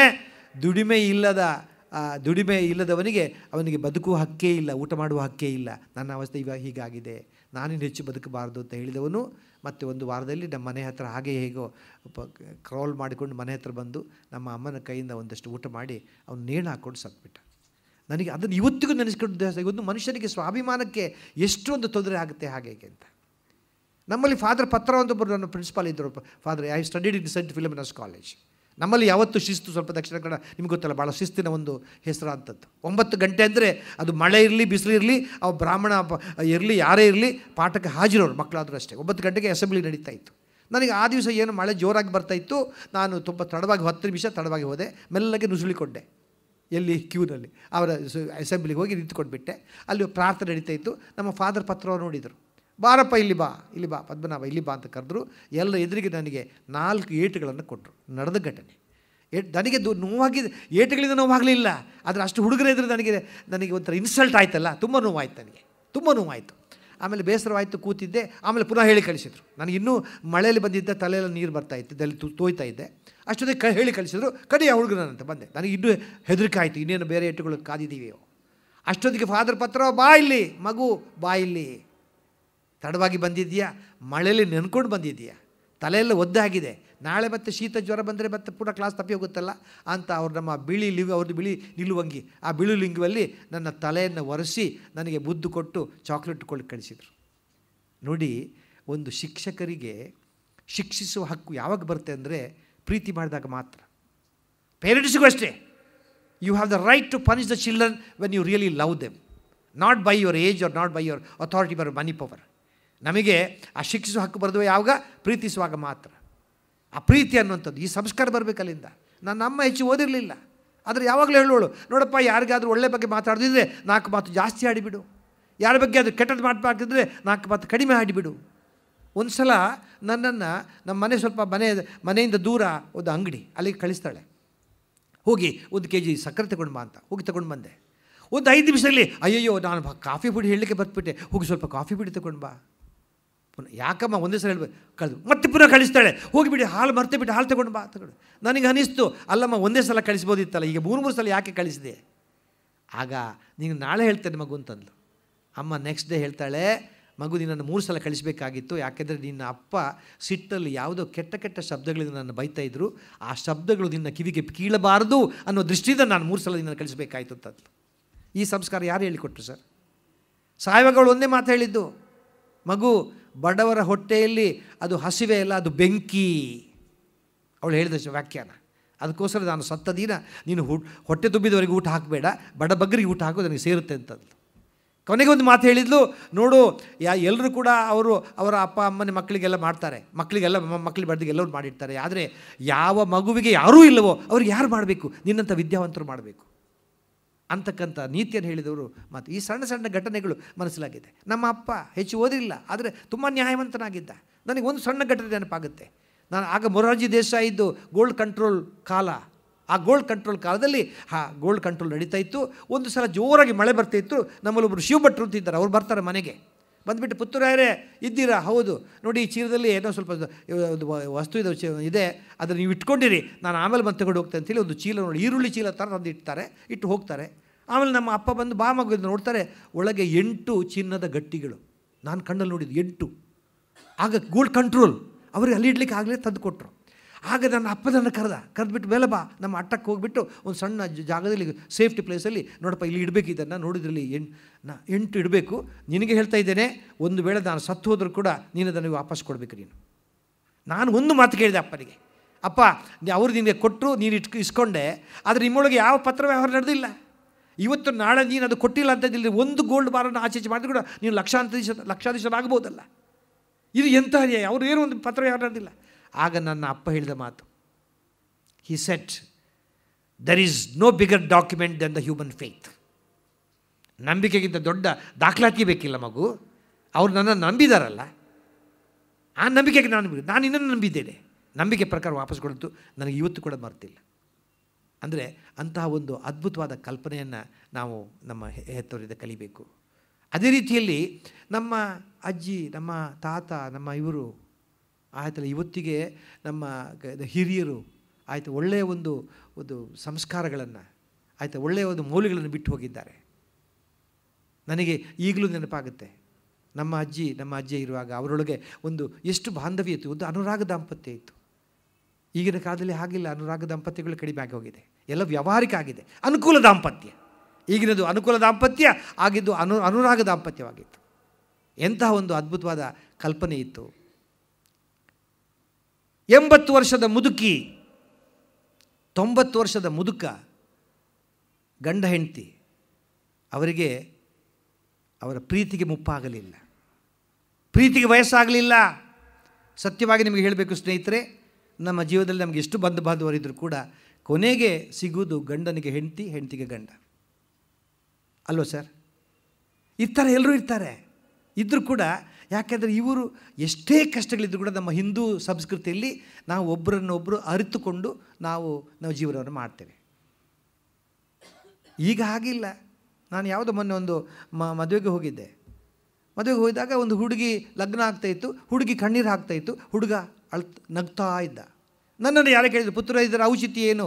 ಹುಡುಗಿ ಕಣ್ಣೀರು ಹಾಕ್ತಾ ಇದೆ, ಹುಡುಗ ನಗ್ತಾ ಇದ್ದಾನೆ, ಏನಿದ್ರ ಔಚಿತ್ಯ? ನಾನು ಹೇಳಿದೆ, ಹುಡುಗಿ ಕಣ್ಣೀರು ವಧು ಅವಳು ಕಣ್ಣೀರು ಹಾಕ್ತಾ ಇದ್ದಾಳೆ, ಯಾಕಂದರೆ ಇದು ಅವಳ ಕೊನೆಯ ಅಳು, ಇನ್ನು ಮುಂದೆ ಅವಳ ಮನೆಯವ್ರನ್ನ ಗಂಡನ ಮನೆಯವ್ರನ್ನ ಅಳಿಸ್ಲಿಕ್ಕೆ ಇರುವವಳು. ಹುಡುಗ ನಗ್ತಾ ಇದ್ದಾನೆ, ಇದು ಇವನ ಕೊನೆಯ ನಗು, ಲಾಸ್ಟ್ ಸ್ಮೈಲ್, ಇವ ಬಿದ್ದ, ಇನ್ನು ಮುಂದೆ ಇದು ನಗ್ಲಿಕ್ಕಿಲ್ಲ. ಆಮೇಲೆ ಇಬ್ಬರು ಕೂಡ ಶೇಕ್ ಹ್ಯಾಂಡ್ ಮಾಡಿಕೊಂಡ್ರು. ಇಬ್ಬರು ಕೂಡ ನನಗೆ ಕೇಳಿದ್ರು, ಇದರ ಔಚಿತ್ಯ ಇಬ್ಬರು ಶೇಕ್ ಹ್ಯಾಂಡ್ ಮಾಡ್ತಾ ಇದ್ರಲ್ಲ. ನಾನು ಹೇಳ್ತಾ ಇದ್ದು ಯುದ್ಧದ ನಿಯಮ. ಯಾಕಂದರೆ ಯುದ್ಧಕ್ಕೆ ಹೋಗೋ ಬದಲು ಒಂದು ಎದುರಾಳಿಗಳು ಹೇಳಿ ಶೇಕ್ ಮಾಡ್ಕೊಳ್ತಾರೆ.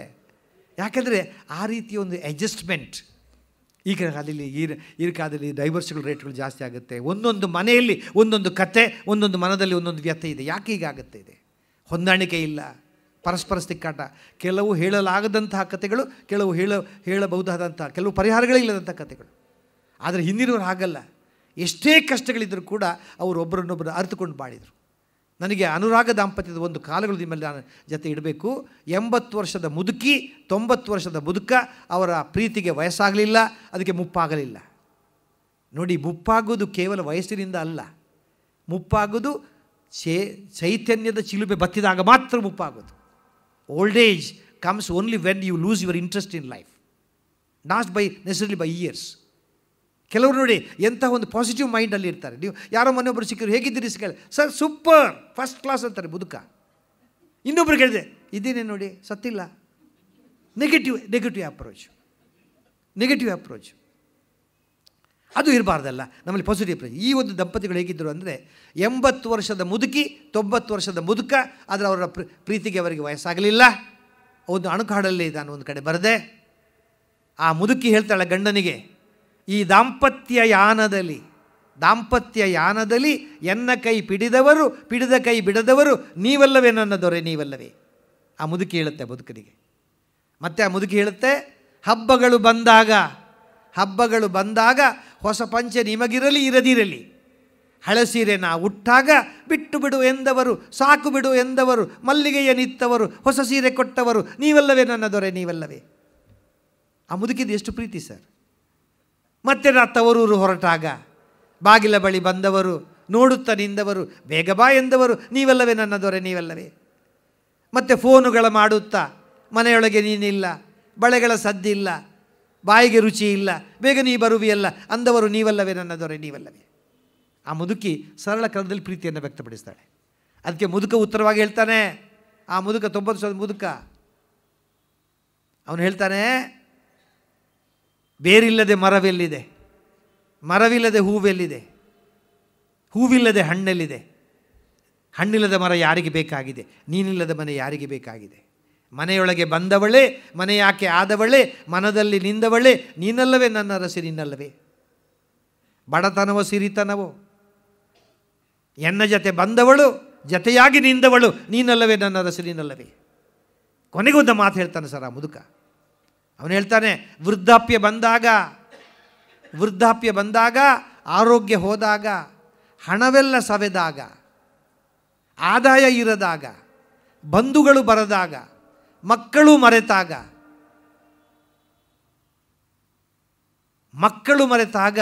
ಎಲ್ಲರೂ ಕೈ ಬಿಟ್ಟಾಗ, ನಾನೊಬ್ಬನೇ ಆದಾಗ, ಬಳಿ ಬಂದು ನಿಂದವಳು, ತಲೆಸವರಿ ಅಂದವಳು, ಕಣ್ಣೀರ ತಡೆದವಳು, ಯಾರಿರಲಿ ಇರದಿರಲಿ ನಾನಿಲ್ಲವೇ ಎಂದವಳು, ನೀನಲ್ಲವೇ ನನ್ನ ರಸಿ, ನೀನಲ್ಲವೇ. ಅದು ಒಂದು ಅದ್ಭುತವಾದಂಥ ಪ್ರೀತಿ ಅನುರಾಗ ದಾಂಪತ್ಯದಲ್ಲಿ. ಇದೇ ಒಂದು ಮುಂದುವರಿಯುತ್ತಾ ಒಂದು ಜೀವನ ಸತ್ಯ ನಿಮಗೆ ನಾನು ಹೇಳಬೇಕು. ಜೀವನ ಸತ್ಯ ಅಂದರೆ ನೋಡಿ, ನಮ್ಮ ಜೀವನದಲ್ಲಿ ನಾನು 3 ಅವಸ್ಥೆಗಳನ್ನು ಹಾದು ಹೋಗಲೇಬೇಕು. ಜನನ, ಜೀವನ, ಮರಣ. 3 things we have got to pass through, everybody. All the living beings has to pass three phases: ಜನನ, ಜೀವನ, ಮರಣ. ಅದರಲ್ಲಿ ಜನನ ಉಚಿತ. ಜನನ ನಮ್ಮ ಆಯ್ಕೆ ಅಲ್ಲ. ಯಾವ ದೇಶದಲ್ಲಿ ಹುಟ್ಟಬೇಕು, ಯಾವ ಮನೆಯಲ್ಲಿ ಹುಟ್ಟಬೇಕು, ಯಾವ ತಂದೆ ತಾಯಿಗಳಿಗೆ ಹುಟ್ಟಬೇಕು, ಯಾವ ಜಾತಿಯಲ್ಲಿ, ಯಾವ ಧರ್ಮದಲ್ಲಿ ಹುಟ್ಟಬೇಕು ಅನ್ನೋದು ನಾವು ಅರ್ಜಿ ಹಾಕಿಕೊಂಡಿಲ್ಲ. ನಮ್ಮ ಆಯ್ಕೆ ಅಲ್ಲ, ಅದು ನಮ್ಮ ಅಧೀನದಲ್ಲಿ ಇಲ್ಲ ವಿಷಯ. ಆ ಕಾರಣಕ್ಕಾಗಿ ಸ್ಪಷ್ಟವಾದ ಮಾತು, ಜಾತಿಯ ಆಧಾರದ ಮೇಲೆ ಯಾರನ್ನಾದರೂ ಪೋಷಿಸುವುದು ಅಥವಾ ದೂಷಿಸುವುದು, ಪ್ರತ್ಯೇಕಿಸುವುದು, ಪುರಸ್ಕರಿಸುವುದು ಎಲ್ಲವೂ ಕೂಡ ಅಸಮಂಜಸ, ಅವೈಜ್ಞಾನಿಕ. Because caste is not my choice. ಹಾಗೆಂತ ನಮಗೆಲ್ಲರಿಗೂ ಜಾತಿ ಇದೆ, ಇದ್ಕೊಳ್ಳಿ, ಮನೆಯೊಳಗೆ ಇದ್ಕೊಳ್ಳಿ. ಆ ಕಡೆ ಬಂದರೆ ನಾವೆಲ್ಲ ಒಂದೇ ಇರಬೇಕಾಗತ್ತೆ. ಅರ್ಜೆಂಟಲ್ಲಿ ಶಟ್ರ ರಕ್ತ ಬೆಟ್ರಿಗೂ ಆಗುತ್ತೆ, ಭಟ್ರ ರಕ್ತ ಶೆಟ್ರಿಗೂ ಆಗುತ್ತೆ ಅಲ್ವಾ? ಆ ಕಾರಣಕ್ಕಾಗಿ ಆ ಮಟ್ಟಿಗೆ ಎರಡು ಮಾತಿಲ್ಲ. ಜನನ ಅದು ಇನ್ಸಿಡೆಂಟಲ್, ಆಕಸ್ಮಿಕ. ಮರಣ ಶಾಶ್ವತ, ಅದು ಖಚಿತ. ಅದರಲ್ಲಿ ಎರಡು ಮಾತೇ ಇಲ್ಲ. ಮರಣ ಎಲ್ರಿಗೂ ಶಾಶ್ವತ. ಹಲವಾರು ವರ್ಷಗಳ ಕಾಲ ನೆರಳು ನೀಡಿದ ಮರ ತೊಲೆಯಾಗಿ ಬಿದ್ದಿತ್ತು 106 ವರ್ಷ. ಆದರೆ ಹಲವು ವರ್ಷಗಳ ಕಾಲ ಆಳಿ ಬಾಳಿದ ಅರಸ ಹೆಣವಾಗಿ ಉಳಿಲಿಲ್ಲ 3 ದಿವಸ ಅಲ್ವಾ? ಮನೆಯ ಒಳಗೆ ಉರಿ ಹಾಕಿದರೆ ಸಂಭ್ರಮ ಸಡಗರ, ಮನೆಯ ಹೊರಗೆ ಉರಿ ಹಾಕಿದರೆ ಶೋಕ ಮರಣ. ಮಂಚದ ಮೇಲೆ ಹರಡಿದ ಹೂಗಳ ಮೇಲೆ ನಾವು ಮಲಗಿದರೆ ಅದು ನಮ್ಮ ಮೊದಲ ರಾತ್ರಿ, ಆದರೆ ಅದೇ ಹೂಗಳು ನಮ್ಮ ಮೈ ಮೇಲೆ ಮಲಗಿದರೆ ಅದು ನಮ್ಮ ಕೊನೆಯ ರಾತ್ರಿ. ಇವತ್ತಿನ ವೃತ್ತಪತ್ರಿಕೆ ಅದು ಎಷ್ಟೇ ದೊಡ್ಡ ವೃತ್ತಪತ್ರಿಕೆ ಆಗಿದ್ರೂ ಕೂಡ ನಾಳೆಗೆ ಅದು ರದ್ದಿ. ಅದೇ ರೀತಿ ಇವತ್ತಿನ ವ್ಯಕ್ತಿ ಎಷ್ಟೇ ದೊಡ್ಡ ವ್ಯಕ್ತಿ ಆಗಿದ್ದರೂ ಕೂಡ ಅವನ ಪ್ರಾಣ ಪಕ್ಷಿ ಹಾರಿದು ಹೋದ ಮೇಲೆ ಅವರೂ ಅಲ್ಲ, ಅವನೂ ಅಲ್ಲ, ಅದು ಒಂದು ಹೆಣ. ಇದು ಜೀವನ ಸಿದ್ಧಾಂತ, ಜೀವನ ಸತ್ಯ ಇದು. ಹಾಗೆ ಅಂತ ಎಲ್ಲೋ ಹಳ್ಳ ಬರುತ್ತೆ ಅಂತ ನಾನು ಈಗಲೇ ನಾನು ಪಂಚೆ ಮೇಲೆ ಎತ್ಕೊಳ್ಬೇಕಾ? ಬೇಡಲ್ವಾ? ಹಾಗೆ ಯಾವಲಿಕ್ಕೂ ಸಾಯಲಿಕ್ಕಿದ್ದೇನೆ ಅಂತ ನಾನು ಸಾಯುವವರೆಗೆ ಇರೋಕ್ಕಾಗುತ್ತಾ? ಇರಬಾರ್ದು. ಅದನ್ನೇ ನಮ್ಮ ಡಿ ಜಿಯವರು ಹೇಳ್ತಾರೆ, ಮರಣದ ಮುಂದೇನು ಭೂತವೇ, ಪ್ರೇತವೇ, ಪುನರ್ಜನ್ಮವೇ, ಪರಲೋಕವೇ, ತಿರುಗಿ ಬಂದವರಿಲ್ಲ, ವರದಿ ತಂದವರಿಲ್ಲ, ಬಾಳು ನೀ ಜೀವನವ ಮಂಕುತಿಮ್ಮ. ಎಂಥ ಅದ್ಭುತ ಕಲ್ಪನೆ ಸ್ನೇಹಿತರೆ. Aim of life is not to go to heaven after we die, about which we don't know. Aim of life is to create a heavenly atmosphere when we are alive. ಜೀವನದ ಉದ್ದೇಶ ಸತ್ತ ಮೇಲೆ ಸ್ವರ್ಗಕ್ಕೆ ಹೋಗುವುದಲ್ಲ, ಜೀವನವಿರುವಾಗಲೇ ಸ್ವರ್ಗಮಯವಾದ ವಾತಾವರಣ ಬೆಳೆಸ್ಕೊಳ್ಬೇಕಾಗುತ್ತೆ. Sir, ಯಾರು ಹೇಳಿದ್ದಾರೆ ನಿಮಗೆ ಸ್ವರ್ಗ 5 ಸ್ಟಾರ್ ಹೋಟೆಲ್ ಥರ ಇದೆಯಪ್ಪ, ಅಲ್ಲಿ ಏನು ಭಾಳ ಮಜಾ, ಬೆಳಿಗ್ಗೆ ಒಂದಿಟ್ಟು ಬ್ರೇಕ್ಫಾಸ್ಟು, ಬಫೆ ಬ್ರೇಕ್ಫಾಸ್ಟು, ಸಂಜೆ ಯಾರು ಹೇಳಿದ್ದಾರೆ ಬಂದು? ನರಕದಲ್ಲಿ ಅಯ್ಯೋ ಬಿಸಿ ಬಾಣಲೆಯಲ್ಲಿ ನಿಮ್ಮನ್ನು ಸುಳಿದು ಈ ದೇಹನ ಬಿಟ್ಟು ಹೋಗ್ತೀರಿ ಯಾವುದೋ ಸುಡದಲ್ಲಿ. ಯಾಕೆ ಈ ಸ್ವರ್ಗ ಮತ್ತು ಈ ನರಕದ ಕಲ್ಪನೆ ತಂದರು ಅಂದರೆ, ಅಪ್ಪ ನೀನು ಒಳ್ಳೆಯ ಕೆಲಸ ಮಾಡಿದರೆ ನಿನಗೆ ಉತ್ತಮವಾದಂಥ ನಿನಗೆ ಮುಕ್ತಿ ಲಭಿಸುತ್ತೆ, ಕೆಟ್ಟ ಕೆಲಸ ಮಾಡಿದರೆ ನಿನಗೆ ತುಂಬ ಕಷ್ಟಪಡಬೇಕಾಗುವಂಥ ಒಂದು ಭಾವನೆ ತರಲಿಕ್ಕೆ ಈ ಕಲ್ಪನೆ ತಂದಿರೋದೇ ಹೊರತು ನಿಜವಾದ ಜೀವನದ ಉದ್ದೇಶ, the goal of life is to live the full span of life granted by God in health and happiness. ನಮ್ಮ ಜೀವನದ ಉದ್ದೇಶ ನನ್ನ ಜೀವನ ಸುದೀರ್ಘವಾಗಿರಬೇಕು, ಸಂತೋಷಮಯವಾಗಿರಬೇಕು, ಸಾರ್ಥಕವಾಗಿರಬೇಕು, ಹಾಗೆ ಸಂಸ್ಕಾರಯುತವಾಗಿರಬೇಕು. ಅದು ಜೀವನದ ಉದ್ದೇಶ. ಸುದೀರ್ಘವಾಗಿರಬೇಕಿದ್ದರೆ ನಾನು ಒಂದಲ್ಲ ಒಂದು ಬರುವ ನನ್ನ ಸಾವನ್ನು ಮುಂದೂಡಬಹುದು. It is possible. ಇದು ಖಂಡಿತ ಸಾಧ್ಯ ಇದೆ, ಎಲ್ರಿಗೂ ಸಾಧ್ಯ ಇದೆ. ನಮ್ಮಲ್ಲಿ ಹೆಚ್ಚಿನವರು ವಯಸ್ಸಾಗಿದ್ದೀರಿ, ವಯಸ್ಸಿಗೆ ಬಂದಿದ್ದವು ಎಲ್ಲ ವಯಸ್ಸಾದವರೇ. ನಾವೆಲ್ಲ ಸತ್ಯವಾಗಿ ಹೇಳಬೇಕಿದ್ರೆ ನಾವೆಲ್ಲ ಸಾಯುವವರ ಕ್ಯೂನಲ್ಲಿ ನಿಂತವರು. It's a truth sir. ಹೇಳಲಿಕ್ಕೆ ಅಯ್ಯೋ ಏನಪ್ಪ ಸಾವಿರ ಬಗ್ಗೆ ಮಾತಾಡ್ತಾರೆ, ಯಾಕೆ ಮಾತಾಡಬಾರ್ದು? ಮರಣದ ಬಗ್ಗೆ ಭಯ ಇರಬಾರ್ದು, ಎಚ್ಚರ ಇರಬೇಕು. ಮರಣದ ಎಚ್ಚರ ಇರಬೇಕಾಗತ್ತೆ. ಈಗ ಒಂದು 50 ವರ್ಷ ನಾವು ಇಲ್ಲಿ ಯಾರೂ ಇರೋದಿಲ್ಲ, ಇದು ಸತ್ಯವಾದ ಮಾತು. ಆದರೆ ಆ ಕ್ಯೂಗೂ ಈ ಕ್ಯೂಗೂ ಭಾಳ ತುಂಬ ವ್ಯತ್ಯಾಸ ಇದೆ. ನಮ್ಮ ನಿರೀಕ್ಷಿತ ಕ್ಯೂನಲ್ಲಿ ಒಬ್ಬರ ಹಿಂದೆ ನಾವು ಒಬ್ಬರು ಹೋಗಲೇಬೇಕು. ಇಲ್ಲಿ ಹಾಗಲ್ಲ, ಯಾರು ಕೂಡ ಕ್ಯೂನ ಬಿಟ್ಟು ಹೋಗ್ಬೋದು. ಆದರೆ ಇದು ಸತ್ಯವಾದ ಮಾತು, ಸತ್ಯವಾದ ಮಾತಲ್ವಾ? ಆ ಕಾರಣಕ್ಕಾಗಿ ನಾವು ಸತ್ವರಾಗಿರೋಕ್ಕಾಗಲಿ ಜೀವನವನ್ನು ಚೆನ್ನಾಗಿ ಮಾಡಿಬಿಡಬೇಕು, ಸಾರ್ಥಕವಾಗಿರಬೇಕಾಗತ್ತೆ. ಸಾರ್ಥಕ ಜೀವನ ಯಾವುದು? ಸಾರ್ಥಕ ಜೀವನ ಯಾವುದು ಅಂದರೆ, ನಾನು ಒಳ್ಳೆಯ ಸತ್ಕಾರ್ಯವನ್ನು ಮಾಡಬೇಕು, ಸಮಾಜ ಸೇವೆಯನ್ನು ಮಾಡಬೇಕು, ಒಳ್ಳೆಯ ಸತ್ಕೀರ್ತಿಯನ್ನು ಪಡಿಬೇಕು, ಅದುವೇ ಸಾರ್ಥಕ ಜೀವನ. ಇವತ್ತು ಇಷ್ಟು ಜನ ಮಹನೀಯರ ಬಗ್ಗೆ ನಾವು ನೆನೆಸ್ಕೊಂಡು ಬಂದೆವು. ಯಾಕೆ ಅವರು ನಮ್ಮ ಮನಸ್ಸಲ್ಲಿ ಉಳ್ಕೊಂಡಿದ್ದಾರೆ? ಅವರ ಸತ್ಕಾರ್ಯದಿಂದ, ಅವರ ಸತ್ಕರ್ಮದಿಂದ, ಅವರ ಸತ್ಕೀರ್ತಿಯಿಂದ, ಅವರ ಅಂಥ ಮಾಡಿದ ಒಳ್ಳೆಯ ಕೆಲಸದಿಂದ ಅವರು ನಮ್ಮಲ್ಲಿ ಮನಸ್ಸಿಗೆ ಉಳ್ಕೊಂಡಿದ್ದಾರೆ. ಅದುವೇ ಶಾಶ್ವತವಾಗಿ ಉಳ್ತಕ್ಕಂಥ ಒಂದು ರೀತಿ. ಜೀವನದಲ್ಲಿರುವಾಗ ಮಾತ್ರ ಅಲ್ಲ, ಒಬ್ಬ ಕವಿ ತುಂಬ ಚೆನ್ನಾಗಿ ಬರೀತಾನೆ ಸರ್. ಎನ್ನ ದೇಹದ ಬೂದಿ, ಎಷ್ಟು ಚೆನ್ನಾಗಿ ಬರೀತಾನೆ ಅವನು. ಎನ್ನ ದೇಹದ ಬೂದಿ ಗಾಳಿಯಲ್ಲಿ ತೂರಿ ಬಿಡಿ. ಸತ್ತ ಮೇಲೆ ಎನ್ನ ದೇಹದ ಬೂದಿ ಗಾಳಿಯಲ್ಲಿ ತೂರಿ ಬಿಡಿ, ಹೋಗಿ ಬೀಳಲಿ ಅದು ಭತ್ತ ಬೆಳೆಯುವಲ್ಲಿ.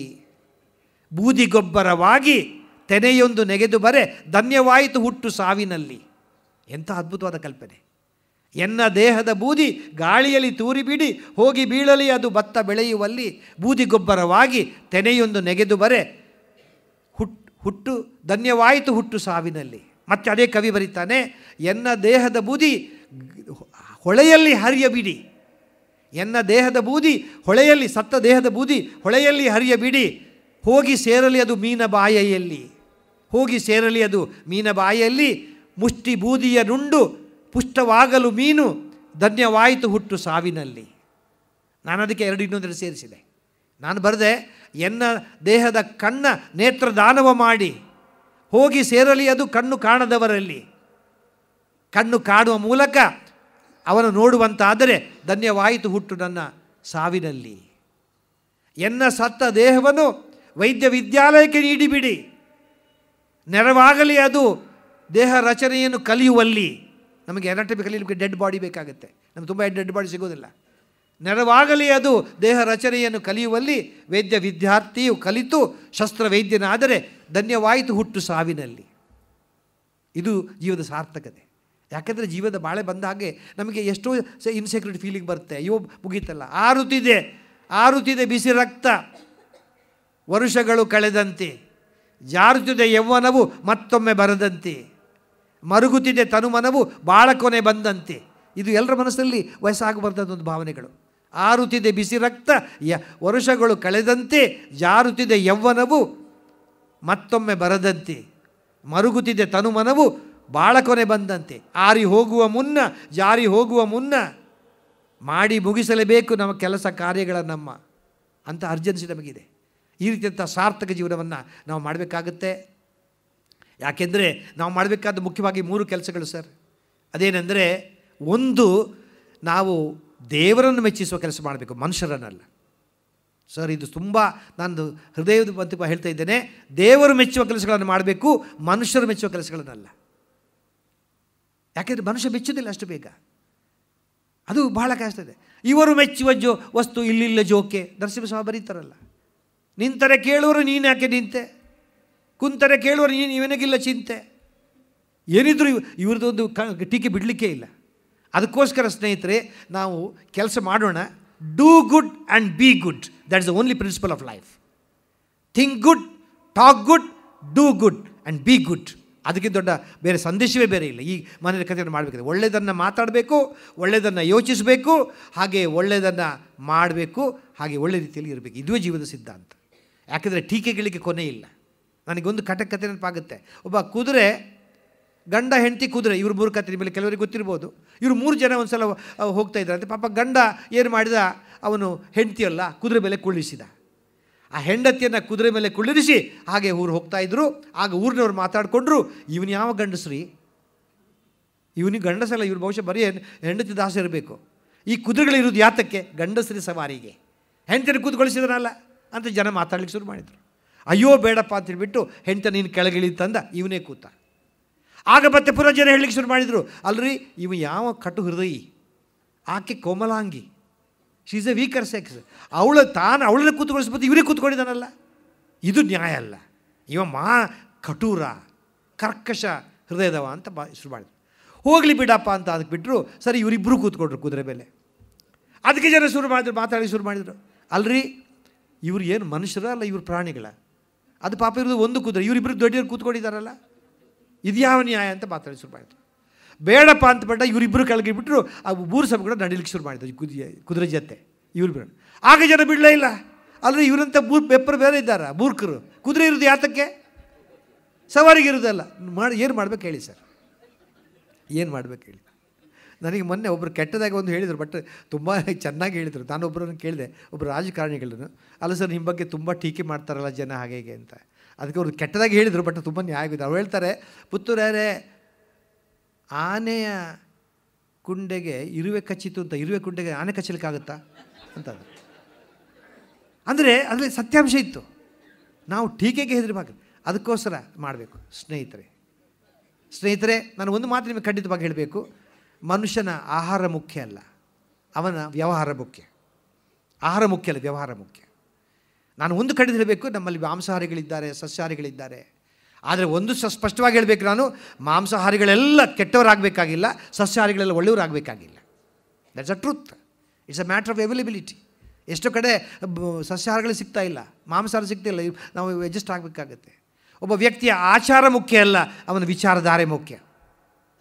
ನಾನು ದೊಡ್ಡ ದೊಡ್ಡ ನಾಮ ಹಾಕಿದ್ದೇನೆ, ದೊಡ್ಡ no, it is your thinking style, your life style, the moral values. ಒಬ್ಬನ ನೋಟ ಮುಖ್ಯ ಅಲ್ಲ, ಅವನ ನಡತೆ ಮುಖ್ಯ ಅಲ್ವ ಸರ್? ಬಹಳ ಮುಖ್ಯ. ಒಬ್ಬನ ಚರಿತ್ರೆ ಮುಖ್ಯ ಅಲ್ಲ, ಅವನ ಚಾರಿತ್ರ್ಯ ಮುಖ್ಯ. ಒಬ್ಬನ ವಯಸ್ಸು ಮುಖ್ಯ ಅಲ್ಲ, ಅವನ ವರ್ಚಸ್ಸು ಮುಖ್ಯ. ಆದಿಶಂಕರಾಚಾರ್ಯ ಬರೆದಿದ್ದು ಕೇವಲ 33 ವರ್ಷ, ಸ್ವಾಮಿ ವಿವೇಕಾನಂದ ಬದುಕಿ ಕೇವಲ 32 ವರ್ಷ, ವಯಸ್ಸಲ್ಲಿ ಬಂತು. ಒಬ್ಬನ ಜಾತಿ ಮುಖ್ಯ ಅಲ್ಲ, ಅವನ ನೀತಿ ಮುಖ್ಯ. ನಮಗೆ ವೇದಗಳನ್ನು ಭಾಗಿಸಿದಂಥ ವೇದವ್ಯಾಸರು ಅಂಬಿಗಸರಿಗೆ ಹುಟ್ಟಿದವರು. ಕಾಳಿದಾಸ ಕುರುಬ, ಕನಕದಾಸ ಕುರುಬ, ಜಾತಿ ಎಲ್ಲಿಂದ ಬಂತು? ವಾಲ್ಮೀಕಿ ಬರೆದ ವಾಲ್ಮೀಕಿ ಬ್ಯಾಡ ಅದೆಲ್ಲಿ ಬಂತು? ಒಬ್ಬನ ಮತ ಮುಖ್ಯ ಅಲ್ಲ, ಅವನ ಮತಿ ಮುಖ್ಯ.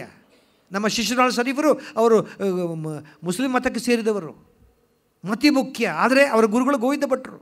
ಎಲ್ಲರೂ ತಮಾಷೆ ಮಾಡಿದರು, ಅಲ್ರಿ ಭಟ್ರೆ ನಿಮ್ಮ ಸಾಬರನ್ನು ನಿಮ್ಮ ಶಿಷ್ಯ ಮಾಡಿ ಅವರೊಂದು ಮುಂಜಿ ಮಾಡಿದ್ದ ಮಾಡ್ತಾರೆ, ಇವರು ಮಾಡಿಬಿಟ್ಟು ಇವರು ಹಾಡ್ತಾರೆ, ಹಾಕಿದ ಜನಿವಾರವ ನೂಕಿದ ಭವಸಾಗರ ಗುರು ಗೋವಿಂದ ಅಂತ ಆಡ್ತಾರೆ.